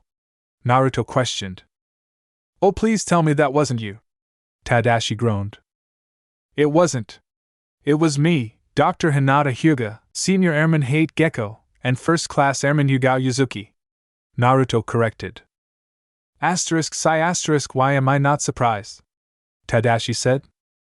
Look, I'm trying to conserve battery power. What's your location? Naruto asked. I'm at the East Police Station. Why? Tadashi asked. Look, I need you to try and locate a CDC or WHO building. Something that can be used to analyze a tissue sample, Naruto said. I can try, but it'll take some time. An hour or two should be enough, Tadashi stated. Alright, I'll call you back in 2 hours, Naruto said. And Fox, Tadashi said. Keep my daughter safe. Don't worry, Tadashi. There's a target painted on the snake's back, Naruto stated before handing up the phone. What did my Tusan say? And what do you mean by the target on the snake's back? Rei asked. He's at the East Police Station currently. And just ignore that last part. All you need to know is that you don't need to get involved in it, Naruto replied as he pulled his 416 Hong Kong dollars from his side and flicked off the safety. Let's go. Hold on, Rei said. I have an idea. Takashi, can you get the hose? Hi, Takashi said, grabbing the hose from the wall. Ready? Ready, Rei exclaimed. Stand clear. Rei, turn it on, Takashi yelled, the fire hose springing to life as a high-pressure jet of water shot forth. The beam was too powerful and Takashi soon lost control over its aim. Ah, crap! With Saya and Kota. Tadakagi-san, do you happen to have your cell phone on you? It's against the rules, but Kota said. I'm an honors student. Who would I even call if I had mine? Saya questioned. Well, there's always the police, Kota stated. You really are stupid. Just look at how bad this uproar has gotten. Don't you think someone's tried to call the cops already? We haven't heard a siren yet, have we? Saya stated. Do you get it now? Is the whole city in an uproar? Kota asked. Most likely, Saya replied. The police have probably been dispatched already. But just look at this place. Should we call, the SDF? Kota questioned. I wouldn't count on them either, Saya said. I know that without orders from the government, they can't be dispatched for defense or public security, but Kota stated. I'm not talking about that, Saya exclaimed. Then what are you dash? Kota said, accidentally bumping into Saya. They're in the same situation as the police. Let's say that people all over Japan are eating each other. What do you think is going on? Saya questioned. Listen, there's 130 million people in Japan. Of that 130 million, how many do you think are with the SDF? Furthermore, who's to say that this hasn't affected the SDF? Before their conversation could continue, one of the creatures slowly limped down the stairs. Let's get out of here. Hi! Kota exclaimed. Sigh. I'm stuck with fat ass here since Komuro ran off. What a drag. Saya thought as they ran along. Nurse's office. Oh, Okada. A student mumbled, the deceased body of what was once his friend rising up from the bed it was on. Okada? The student called out, accidentally dropping the broom he was holding. The boy freaked out for a moment before grabbing the four-pole next to him. Crap! He yelled, repeatedly stabbing the sharp part on the bottom into the undead body, all the while screaming sorry, as he did so. Whatever shall I do? The blonde buxom ditzy woman questioned, grabbing various medical supplies from the cabinets. This blonde ditz of a bombshell woman was Shizuka Murikawa, the Fujimi Academy nurse. I can't get a hold of the police or the fire department. I could treat people, but they're screwed once they get bitten, and they come back to life after they die. I feel like I'm in one of those movies that weirdos like. Is it really that amazing? The student questioned. Let's go, Shizuka-sensei. Hold on a sec. I should take whatever I can carry, Shizuka said. Please hurry, the student said, but froze up when the sound of glass breaking was heard behind him. Suddenly, 7 of them had descended upon the two. Shizuka-sensei! The student exclaimed, only to be bitten by one of them. Shizuka-sensei! Run away! Quickly! What did you say your name was again? Shizuka asked. Huh! The student questioned, only to be pushed down by the small horde of them. Hey now! Shizuka said as 3 of them cornered her. Before they could do anything though, the sound of glass breaking 3 times caught the blonde nurse's ears. Not a second later, the 3 undead creatures dropped dead with bullet holes in each of their heads. Shizuka looked out the window, her eyes widening when she saw 2 very familiar people on the rooftop. Before she could react, another student appeared with a wooden bokken in her hands. She had long, straight, and shiny purple hair along with a triangular fringe at the front that barely touched the ridge of her nose, and she also had blue eyes and sizable friests that were high C low D cup friests. She was quite tall, standing at 5 feet 9 inches and wearing a variant of the female school's uniform, with her skirt going to past her knees. The girl made quick work of the remaining undead, using her bokken with such precision and with enough force that her strikes slammed into them, killing the creatures. I am Seiko Busujima, captain of the Kendo Club. Tell me, second year, what is your name? The girl, now identified as Seiko Busujima, asked, kneeling down to the dying student. Kazu. Ishii. The student muttered, coughing violently as he did so. You fought bravely to protect Murikawa-san, Ishii. Your courage is nothing short of praiseworthy, Seiko stated. Do you know what happens to you once you have been bitten? Do you wish for your parents or friends to witness you like that? If you do not, then I shall end your life for you here and now. Though, it would be my first time killing another. Please? Ishii asked. Wait a sec, what dash? Shizuka started. I recognize that you are the school nurse, but I request that you do not interfere, Seiko said. One of our duties as women is to protect a man's pride. A smile appeared on Ishii's face as he closed his eyes in acceptance of his fate, and with one swift movement, his blood splattered against the window. Shizuka stood there in shock at seeing a human being killed in front of her, but was quickly broken from her stupor when more of them burst through the door. Unbeknownst to Shizuka, a sadistic smile appeared on Seiko's face as she prepared her bokken to strike down the undead. With Saya and Kota. What do we do now that we're here, Takagi-san? Kota asked, the duo having made their way to the workshop classroom. Some of it does look useful, but dash. Shut up, you fat nerd. Lock the door so they don't come in here, Saya ordered, Kota quickly complying.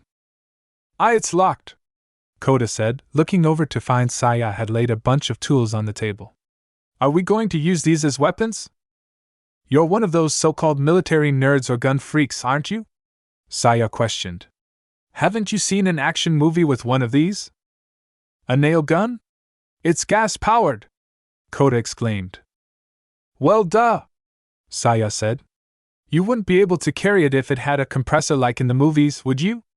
Geez, so stupid. Do you like movies? Kota asked. Don't be so stupid. I'm an all-knowing genius, Saya exclaimed, only for her attention to be diverted to the door, which 3 of them were banging on. We have an extra gas canister and extra nails here. Nothing to worry about, Kota said. How could you not be worried? They're coming, Saya said, pointing to the door that the undead were banging on. They're coming from the hallway. I'd say it weighs 9 pounds. On par with an older assault rifle, Kota mumbled. But my stance will be messed up. It needs a sight. Hey, are you ignoring me? Saya exclaimed as Kota got a glint in his eyes, grabbing various materials and adding a sight and a stock to the nail gun. Hirano? Saya questioned, becoming more nervous as the undead slammed against the door, eventually breaking said door down. No! She screamed as a horde of them approached her. The creatures quickly dropped down dead when Kota shot nails into them. Gotcha! Kota exclaimed. Hirano? Saya said. Could you put the drill and nails over there in a bag? Kota asked. Excuse me? Who gave you of all people the right to order me around? Saya questioned, Kota turning around to face her, a psychotic gleam in his eyes that was quickly replaced with an eye smile. Please? Kota asked nicely, sparkles appearing around him as he spoke. Okay, Saya conceded. With Naruto, Hinata, Hate, Yugao, Takashi, and Rei. Takashi! Rei exclaimed. It's okay, Takashi said, getting a firm grip on the fire hose. They sound happy to see us. You all feel great, don't you? Take this, he exclaimed, blasting the undead away from the barricade. Ha! With Saya and Kota. What do you think you're doing? You should carry something too, Saya stated, handing Kota the bag. Hey, Takagi-san. Mind if I ask you something? Kota questioned. What? Saya asked. Why me? Kota asked. No reason in particular, Saya replied. Oh, okay, Kota said, becoming serious as he loaded the nail gun. What's with the sudden mood swing? Did you come to a realization? Saya questioned. I don't know yet. I do know, Kota stated. Hirano! Saya exclaimed as more of them approached. Yes, ma'am, Kota said, firing at the undead. With Naruto, Hinata, Hate, Yugao, Takashi, and Rei. Gotta hand it to you. It was a good idea to use the fire hose, Naruto stated as he walked down the stairs, smoke coming off of his 416 Hong Kong dollars. Well, the water pressure is so strong. Takashi, don't you remember when we were in middle school and we had that fire drill and you and Hisashi dash? Rei started, pausing as the events of the other day came to mind. I'll be sure to remember it this time, Takashi stated. Here, Takashi, Rei said, handing Takashi his bat, their hands momentarily touching. A small blush came across both teens' faces before they looked away. Let's go, Takashi said. Where should we go? Yugao asked. We should try to make our way to the nurse's office, Hinata stated. Why? For all we know, it could be overrun with them. Naruto stated. Doctor's orders, Hinata said in a sing-song voice. Besides, I know someone that works here. An old lover? Hate questioned. No. Let's just say, she's an old friend of mine, Hinata replied. With Siko and Shizuka. Shizuka walked behind Siko as she slammed one of them into the adjacent lockers before continuing on their way. The staff room? What a difficult request you have made, Siko stated. But everyone keeps their car keys in there, Shizuka stated, watching as Siko pushed away another one of them with her bokken. Hey, why don't you just kill them? It should be easy for you. Stopping to crush the head of everything we come across would be no different than restricting ourselves from movement, Siko replied. We would become surrounded. It would be hard for us to get away should one of them take hold. Wow, you really thought about this, Shizuka said, accidentally tripping on a rug. Oh geez! What was that? Such fashion is unsuitable for running, Siko said, tearing the left part of Shizuka's skirt until her purple lacy panties were showing. This is a brand-name skirt, Shizuka complained. Tell me, which do you value more? Your clothing or your life? Siko questioned. Both, Shizuka exclaimed before a crashing sound, followed by the sound of a nail gun being shot, caught the duo's attention. What's that sound? Was that from the staff room? Siko said. With Saya and Kota. Kota was kneeling on one knee, his nail gun aimed at another one of them. With a small nudge of a trigger, the undead creature fell to the ground dead once more with a nail embedded in its skull. I won't be able to figure out more of their traits if you keep killing them, Saya complained. Help me fight them, Takagi-san, Kota exclaimed. Why the hell do I have to fight? Saya questioned. I'm almost out of ammo, Kota stated. So?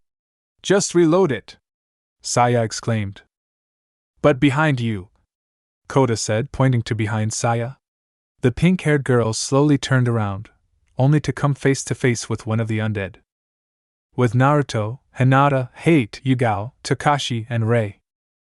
A sound-piercing feminine shriek quickly alerted the group that there was another survivor nearby. That sounded close, Hate stated.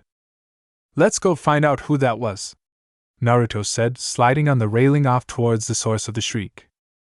With Siko and Shizuka. Meanwhile, Siko and Shizuka heard the shriek from nearby as well. A silent conversation was shared between the two before Siko nodded her head and ran off towards the outcry, Shizuka shortly following after her. With Saya and Kota. I'm out, Kota stated, Saya slipping on their bag and falling to the floor, her back against the trophy case. Don't you dare come near me, Saya yelled as the undead creature approached her. Takagi-san, Kota exclaimed. Go away! Go away! Saya exclaimed, throwing trophies at the creature, but to no avail as it still approached her. She began to panic, looking around for anything she could use as a weapon when a metallic gleam caught her eyes. Go away! Saya quickly grabbed the power tool that had semi-fallen out of the bag she had tripped over and used it to shield herself from the creature, blood and gore splattering everywhere as the power tool made quick work of the undead's face. This was the scene that Naruto, Hinata, Hate, Yugao, Takashi, Rei, Siko, and Shizuka arrived upon, the self-proclaimed genius student using a power drill against the zombie's face. I'm sick of these things. I want my Ka-san! Saya cried out, tears forming in her eyes. Siko and Takashi shared a silent conversation before curtly nodding their heads in unison. I will take the right, Siko said. Rei, Takashi exclaimed. And I got the left, Rei finished, impaling one of them with her mop handle through the roof of its mouth, effectively killing it. Takashi jumped up into the air before slamming his baseball bat into the head of another one of them, sending the creature flying back into the wall. Siko adjusted her grip on her bokken before slamming it down on two of the zombies' heads, causing the heads of both creatures to cave in and kill them, a sadistic smile on Siko's face that had gone unnoticed by the others. Silence reigned over the area, only the sound of Saya's breathing was heard. Takagi-san, Kota mumbled, Rei, Hinata, and Shizuka running over to comfort the girl, with the latter accidentally knocking Kota over with her ample buxom. Are you okay, Takagi-san? Rei asked. It appears she's gone into shock, Hinata stated. Miyamoto, Saya muttered. Hina-chan? Shizuka called out, finally taking notice of her fellow ample-breasted female compatriot. Shizu-chan? Hinata said questionably. Ai! It is you! Shizuka exclaimed cheerfully, hugging Hinata and causing both women's ample chests to smash together, causing mixed reactions amongst everyone else. Naruto was sent into the ground with a jet of blood coming out of his nose. Hade had turned around and stuck his head into the adjacent wall. Yugao had done a mental and physical chest comparison. Takashi hadn't noticed in favor of locking the doors. Siko was approaching Takashi. Kota was still dazed. Rei was focusing on comforting Saya. And Saya was still recovering from her shock. You two know each other? Naruto asked, quickly getting off the ground and wiping the blood from his nose. Oh, you must be Naruto-kun, Shizuka said as she got a good look at Naruto. How do you know me exactly? Naruto questioned with a raised eyebrow. You don't personally know me, but you know my friend Rika, Shizuka stated, causing Naruto to go rigid. Wait, Naruto-sensei? Kota called out, having finally recovered from his daze. Kota-san? Naruto called out. Hold on a sec, Hade said, digging his head out of the wall. You know the Blondits, and the fat-ass knows Mr. James Blonde. What the fuck am I missing here? Okay, it's safe to say we are all acquainted with the school nurse, Marikawa-sensei, yes? Siko stated. I am Siko Busujima of 3A. I'm Takashi Komuro from 2B, Takashi stated. You're the Busujima senpai who won at the national championship last year. I'm in the Sojitsu club. My name is Rei Miyamoto, Rei stated. I'm Kota Hirano from B, Kota stated. I'm Naruto Namake's Agent Fox of the Central Intelligence Agency, Naruto stated. Yugao Yuzuki, first-class airman in the United States Air Force, Yugao stated. Hade Gecko, senior airman in the United States Air Force, Hade stated. A pleasure to meet all of you, Siko said. What the? You're all so soft, Saya stated, getting up from the ground slightly delirious. Senpai? Seriously? You two are the same age. You must not know how to count since you get held back a year. Hey now, Takagi-san dash, Takashi started. Don't treat me like I'm stupid. I'm a genius. I can do anything once I put my mind to it, Saya yelled. I'm. Enough. That is quite enough, Hinata stated, Saya turning to look at her bloodied outfit in the nearby mirror. Look at how dirty I am. I need to tell Ka-san to get it cleaned, Saya mumbled. Takashi walked over to Saya, and the girl began to cry into Hinata's buxom, falling to the ground as she cried. Let's go into the staff room. At least there we won't be out in the open like this, Naruto stated. Shizuka-chan, please lead the way. Hi, Shizuka said, walking off with Naruto following shortly behind her. Hate soon followed the duo, then Yugao, then Siko, then Kota, Rei, Takashi, and lastly Hinata, who walked alongside Saya and comforted the girl. A few hours later, Takashi, Kota, Hate, and Naruto pushed the last item against the door as a makeshift barricade. Think it'll hold? Kota questioned. It'll do for now, Naruto stated. I believe we are all exhausted. Let's rest here for a short while, Siko suggested. Are you okay, Takagi-san? Kota asked, only to be shocked about what Saya had on her face. G-glasses? What about them? Saya questioned, throwing the towel she used to wash her face onto Kota. My contacts kept falling out, she exclaimed before storming off. Glasses, Kota muttered. Here, Takashi, Rei said, handing Takashi a water bottle. Oh, thanks, Takashi said before turning his attention to Shizuka. Shizuka-sensei, you said you knew Hinata-san and Naruto-san earlier. Could you tell us how you met them? Oh. Well, Hinata and I were childhood BFFs alongside Rika-chan. And Naruto, well, Shizuka started. Rika-chan and I used to date, but we broke up because neither of us could sustain a long-distance relationship. We left on friendly terms, though, Naruto stated. I think the last time I saw her was a year or so back in Hawaii, give or take a few months. Blood started to trickle out of Naruto's nose as he thought back to Rika in her two-piece bikini. Okay, what about Fat Ass and you? How do you two know each other? Saya asked, motioning to Kota. Well, Naruto started. Flashback start. Somewhere in Northern California, 4 years ago. Naruto stared out into the vast desert in front of him as the jeep sped along, the wind causing his golden red-tipped hair to whip around violently. The blonde wore a sage-green muscle shirt, gray cargo pants, dark brown boots, and a pair of aviator sunglasses. You sure you want to do this? The driver asked. Yeah, I'm sure. This is the closest thing I have to a vacation at the moment, Naruto stated. Whatever you call it, you'll be working alongside some of the other Blackwater mercs and training some kids to use guns, the driver stated. Doesn't that seem like a bad idea? Teaching kids how to shoot guns? Naruto questioned. Meh, Sumi. Their parents are paying fat stacks for this training. I'm not one to question my paycheck, the driver replied. We've arrived. Good luck, Fox. You ain't joining the party, Taijima? Naruto said. Nah, I've got to get the hell out of here before you get a gun and turn on me for trying to fondle your girlfriend's wrists. And you know I will try to. The driver, now identified as Taijima, stated. Get your own fucking girlfriend, man, jeez. At least get laid for crying out loud. Naruto joked, jumping out of the vehicle and patting the hood twice. See you in a few hours. And with that, the jeep drove off, leaving a trail of dust in its wake. Agent Fox. Fancy meeting you here, stud. A feminine voice called out, causing Naruto to grin as he turned around.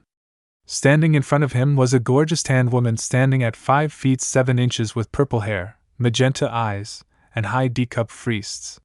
She wore a black combat suit with a bulletproof vest, a white choke collar, and shooting glasses. Well, hello to you too, Rika-chan, Naruto said, his girlfriend pulling him into a heated kiss.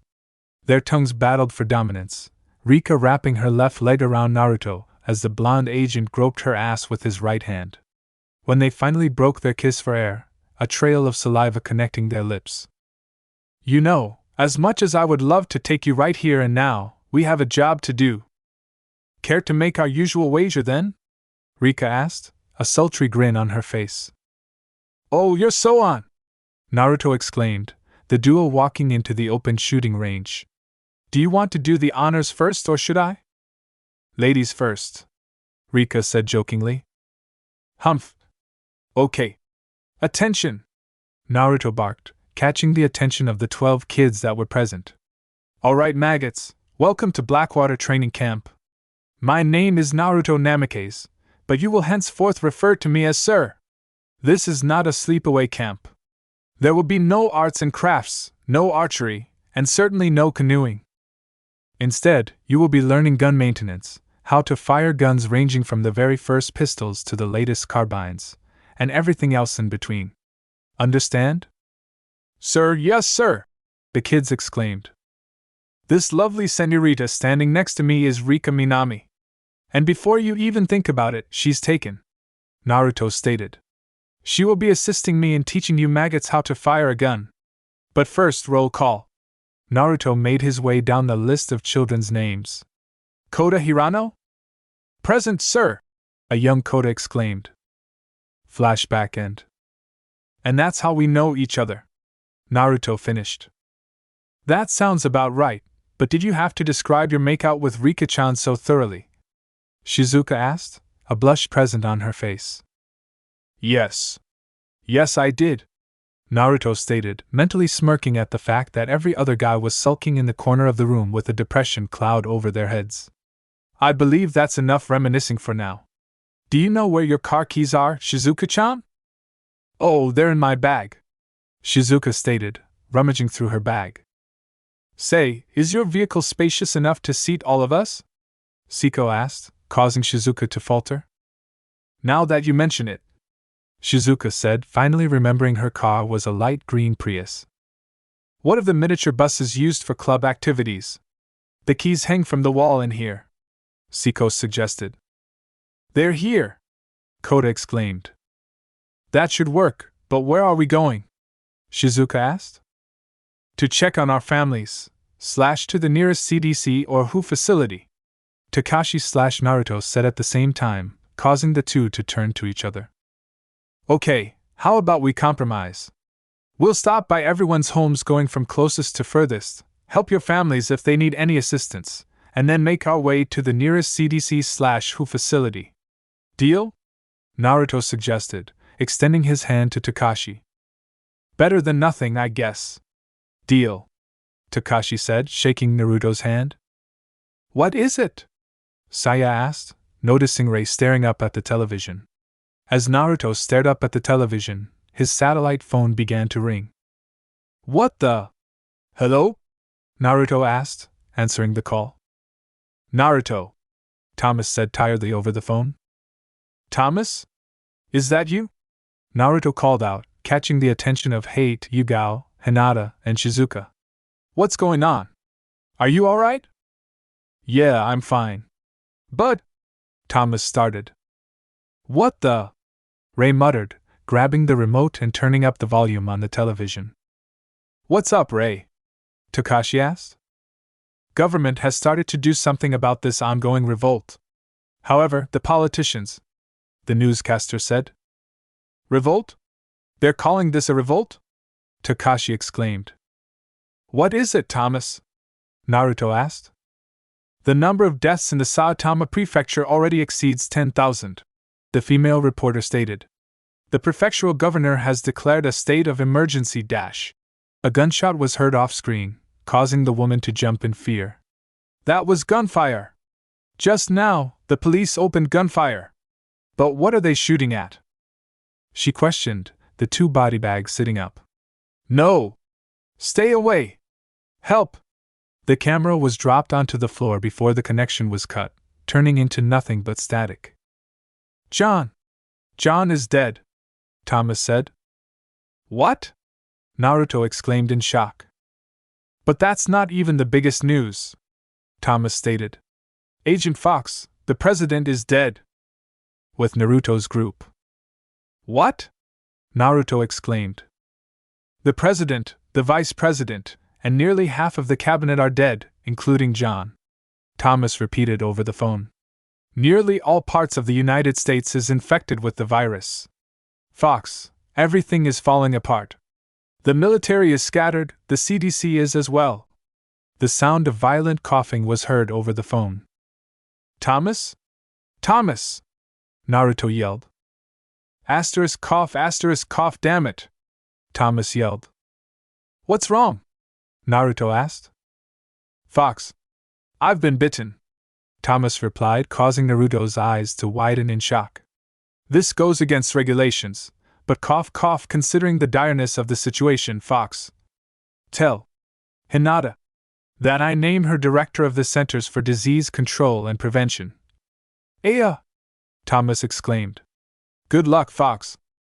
And with that, the sound of a gunshot was all that was heard on the other end of the phone before the call was disconnected.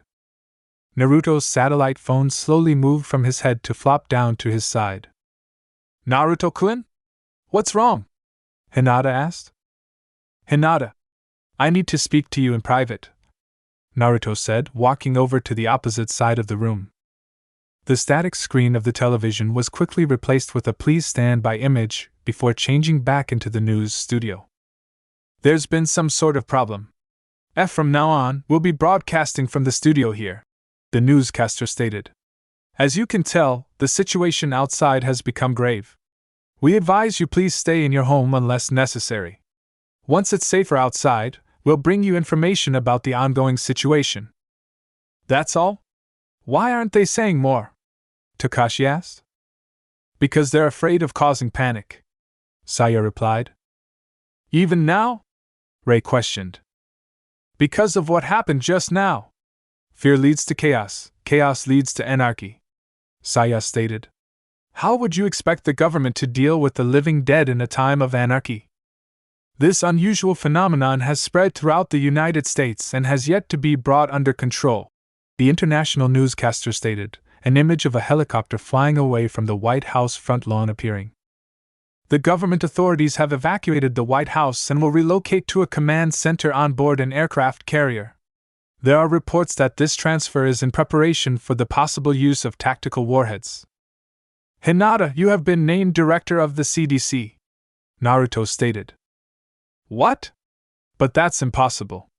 The director has to be appointed by the president, otherwise Thomas would have to have been. Hinata trailed off, her eyes widening as she placed her hands over her mouth in shock. Thomas and John are both dead, the former having named you the director before his death, Naruto said. Government officials have declared dash. The international newscaster started, but was never heard when the television turned to static. So they're all over the world, Takashi mumbled. But how? When I was surfing the web this morning, it was business as usual, Kota said. I can't believe that it only took a few hours for the world to come to this. Don't you feel the same? Ray asked, grabbing Takashi's arm. But there must be some place that's safe, right? And soon, things will be back to normal. I highly doubt that, Hinata stated, walking beside Naruto. And who are you to say that? Ray questioned angrily. Dr. Hinata Hyuga, 17th Director of the Centers for Disease Control and Prevention, Hinata stated, getting widened eyes from everyone sans Naruto and herself. Hina-chan, you got a promotion? Shizuka questioned. Just recently, yes, Hinata mumbled, Naruto placing a hand on her shoulder. Did you really have to say it like that? Takashi questioned. This is a pandemic. What am I supposed to say? Hinata retorted. A pandemic? Shizuka questioned. It's when an epidemic of infectious disease spreads, Saya stated. So, the same disease that's infected people here is spreading throughout the world. Like influenza? Hate suggested. Like the Spanish flu of 1918. Over 600 million people were infected by it, and 50 million people died from it, Saya said. Think about recently when people were worried about that Ebola virus. Isn't this more like the Black Death of the 14th century? Shizuka suggested. Europe's population went down by a third during that, Saya stated. How did those diseases stop? Yugo asked.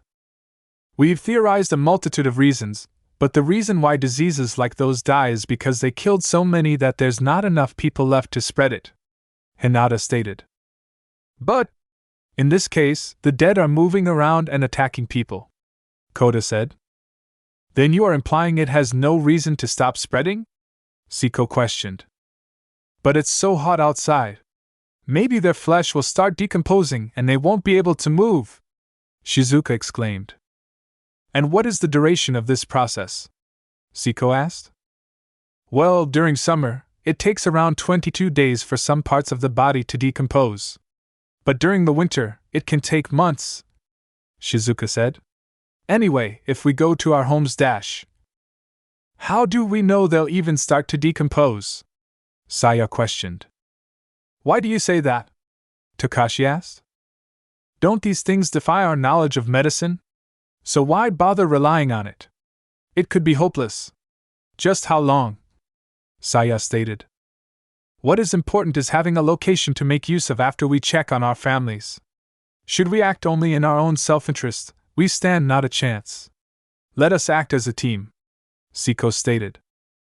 I've got a friend of mine already locating a prime location to set up shop in. Which reminds me, Naruto said, pulling out his satellite phone. 64% battery power left. He mentally stated, frowning as he noticed the amount of battery power he had in his phone before dialing a familiar number. Naruto? Is that you? Tadashi questioned over the phone. Yeah, it's me. Listen, did you find any places nearby that have the necessary equipment? Naruto asked. About that, I've got some good news and some bad news. The good news is I was able to 6 locations that have your requested conditions, Tadashi stated. And the bad news? Naruto questioned. Well, they aren't exactly the most secured places at the moment, Tadashi said. The outbreak hit these places really hard. Just tell me the locations, I can deal with securing them myself, Naruto said. Alright, the nearest one is a WHO facility just a little ways down Tegakari Street, but the most secure facility I could access was down Sanshiro Avenue. It's an INPHI, International Association of National Public Health Institutes, medical research facility that was being used to study some of the more lethal diseases before the outbreak. Both places are crawling with them, though, Tadashi stated. How many? Naruto asked. There was 25 staff members at the WHO facility, but there was at least 3 times that many at the INP Chai building, Tadashi replied. Okay, I'll try my luck with the second building. Thanks again, Tadashi, Naruto said. Good luck, my friend, Tadashi said before Naruto ended the call. Okay, I've got the location. It's an INP Chai facility down Sanshiro Avenue, Naruto stated. Sanshiro Avenue? That's pretty far away, near the outskirts of the city, Shizuka said. It's the most secure facility at the moment. So unless you know where any other good medical research facilities are, Naruto said. Well, there's no… Shizuka mumbled, unable to come up with an answer. I guess not. Then let's move out, Naruto exclaimed, drawing his combat knife.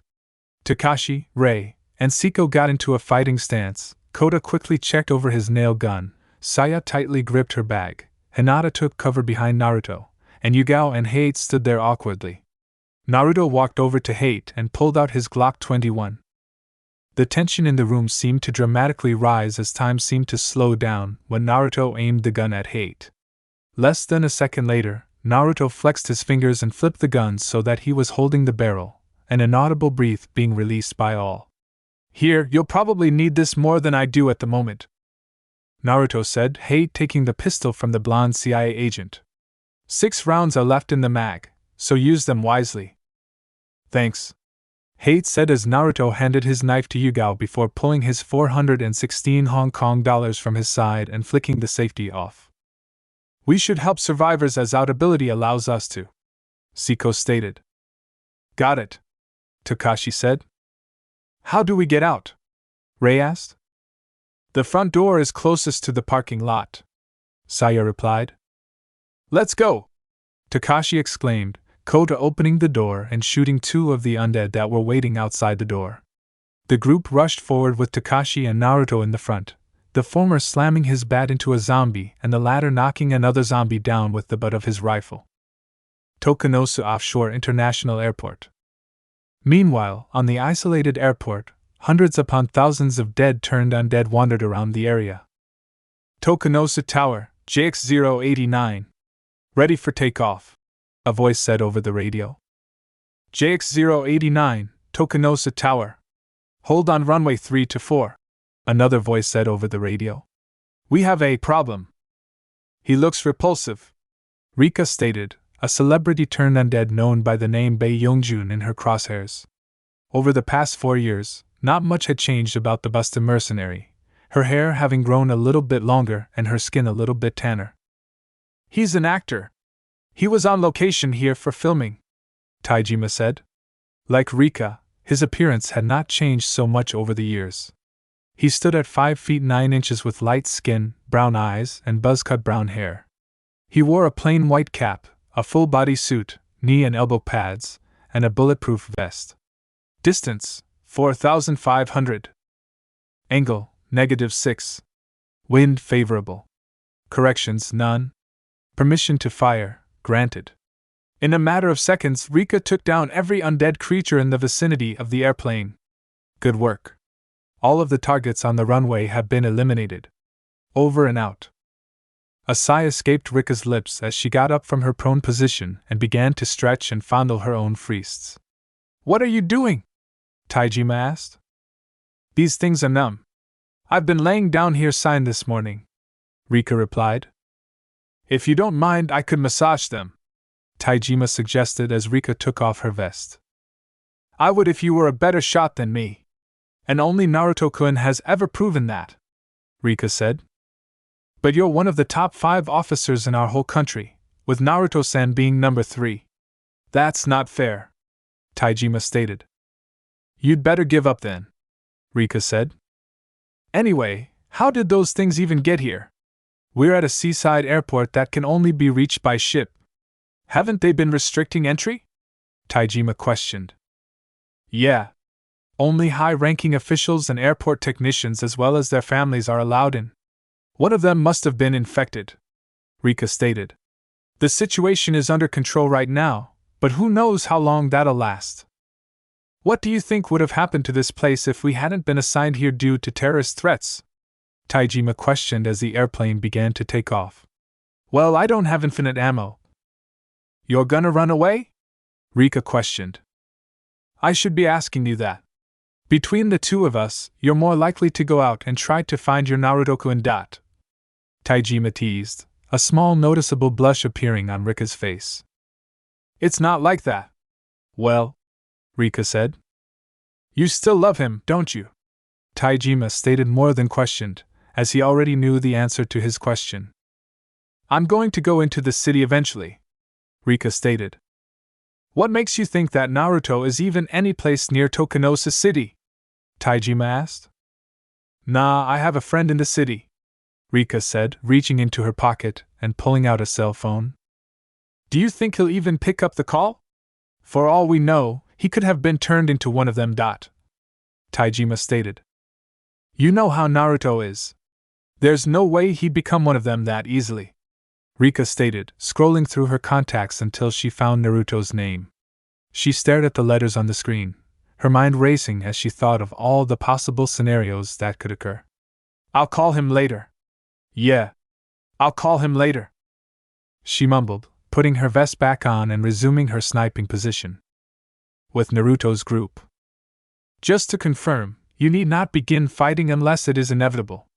Refrain from fighting when the opportunity arises, Siko stated, the rest of the group waiting atop a flight of stairs. They only respond to sound. Additionally, they're powerful enough to break down a normal door. So once they get a hold of you, you're gonna get eaten. Be careful, Saya stated. A loud feminine shriek coming from below. A silent nod was shared between the group as they sped off to help whoever that was that screamed. Takuzo, one of the students said. Shit! Stay back! Another student exclaimed, the zombie in front of him dropping dead with a nail embedded in its head courtesy of Kota. Siko leaped over the railing, striking one of them down as she landed, Takashi and Rei doing the same to the surrounding zombies until there were none left in the immediate vicinity. Thanks, the first student said. Not too loud, Rei whispered. Is there a person among you with a bite? Siko asked. Nope, a third student denied. They really do look fine, Rei stated. That's not enough to be A-okay for me, but I guess there isn't enough time for a checkup, Naruto said, walking down the stairs alongside the rest of the group. Wanna come with us? We're gonna get out of here, Takashi offered. Why yes, the first student said. A bunch of them are down there, Takashi whispered, the group having made their way to the ground floor stairwell. What's the point of hiding here? Don't they use their ears, not their eyes? Yugao questioned. Then why don't you prove that for us, Yugao-san? Takashi retorted. Regardless, if we remain inside of the school as such, we will be unable to move once attacked, Siko stated. No way out but through the gate, huh? Rei said. We require someone to validify the truth behind Takagi-san's and Hinata-san's words, Siko said. I'll do it, Naruto said. No, Naruto-kun, I'll dash, Hinata started. It would be more preferable if I were to go ahead of you, Siko stated. No, you should stay back in case something happens, Siko-san, Naruto stated. But why, Naruto-kun? Shizuka asked. I've got plenty of experience when it comes to stealthily maneuvering, and I'm 75% positive I can outrun them, Naruto replied. Naruto-kun! Hinata/Shizuka exclaimed, attempting to run towards Naruto but were stopped by Siko. I understand how you feel. Regardless, this decision was made by no one but himself, Siko said, the entire group watching as Naruto quietly made his way through the undead, stopping right in front of one of them.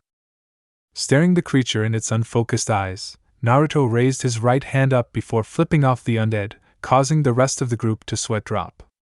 After a few seconds of no response, Naruto reached down to pick up a nearby shoe. Unbeknownst to the men in the group, Every female got nosebleeds when they looked at Naruto, unknowingly thinking the same thing. "Dat ass," every female mentally said.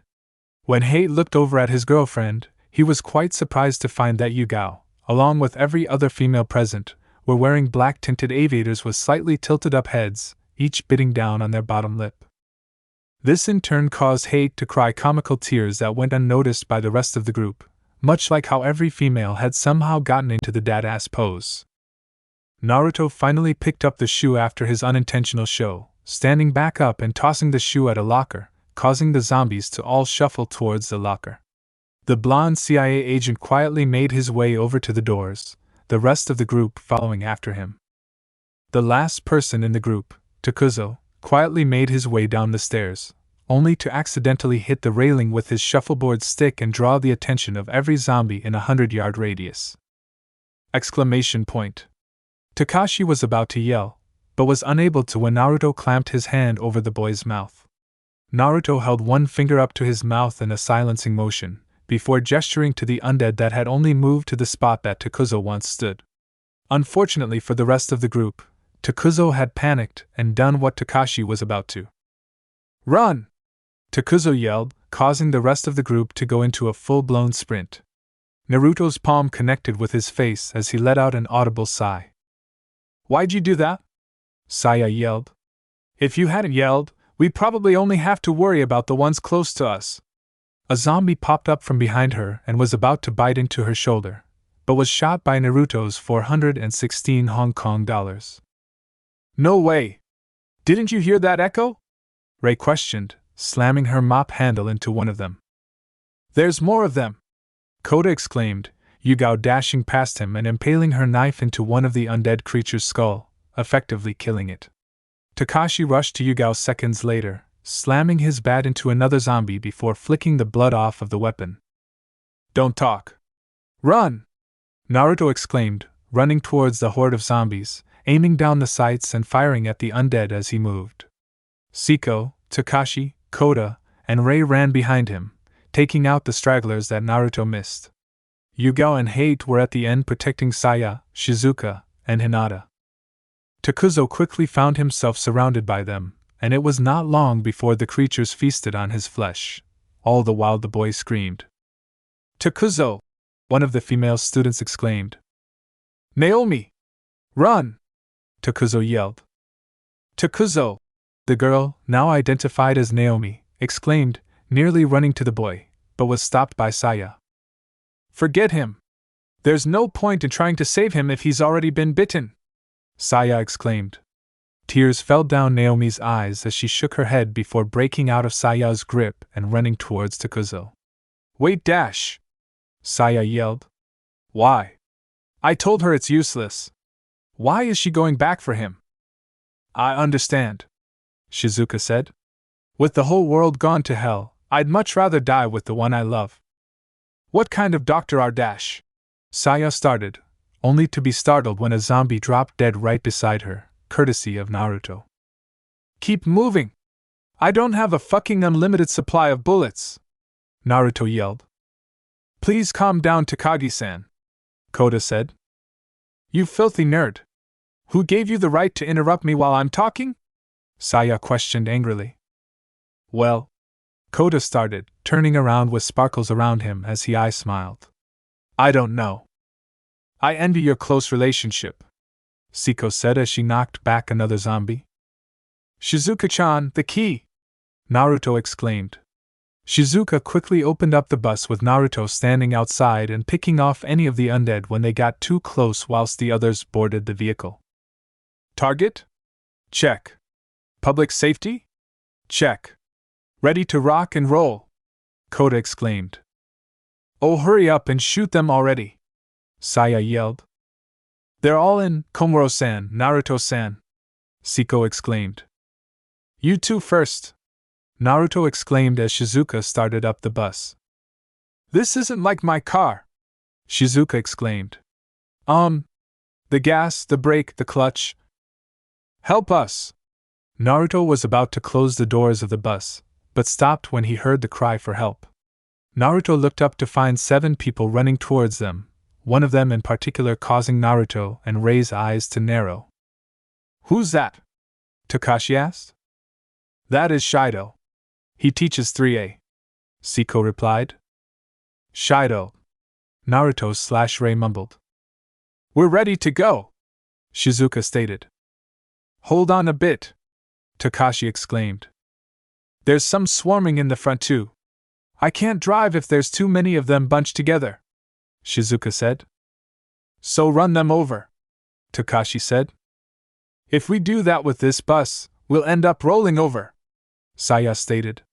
Takashi was about to run out the bus, but was stopped by Rei and Naruto. "Don't save him!" Rei yelled. "Rei-san, please restrain him," Naruto said as he walked out of the bus and aimed down his sights. "Rei? Naruto? What's your problem?" Takashi questioned. "You don't need to save him," Rei said. "Everyone! Hurry! I guarantee you'll make it out alive!" Shido exclaimed. Shido was a tall and lanky man, standing at 6 feet 0 inches with black hair, pale skin, and yellow eyes. He wore a black pinstripe suit on top of a white dress shirt along with a yellow tie and black framed glasses. "Okay, sensei!" one of the students exclaimed. "Despite what I said, I wonder if they'll even make it to the bus," Shido thought. "Hurry the fuck up if you want to live!" Naruto yelled. He aimed down his sights to one of the undead before taking a deep breath. His pointer finger swiftly moved from to the assault rifle's trigger. Pressing down, the bullet shot out, pushing out the used shell casing as time seemed to slow down. Shido never saw it coming. The pale man had turned his head slightly, only for his eyes to widen when a bullet whizzed by him, taking out one of the zombies that was nearby. Shido suddenly felt numb, stepping back and staggering as he felt as if he couldn't breathe.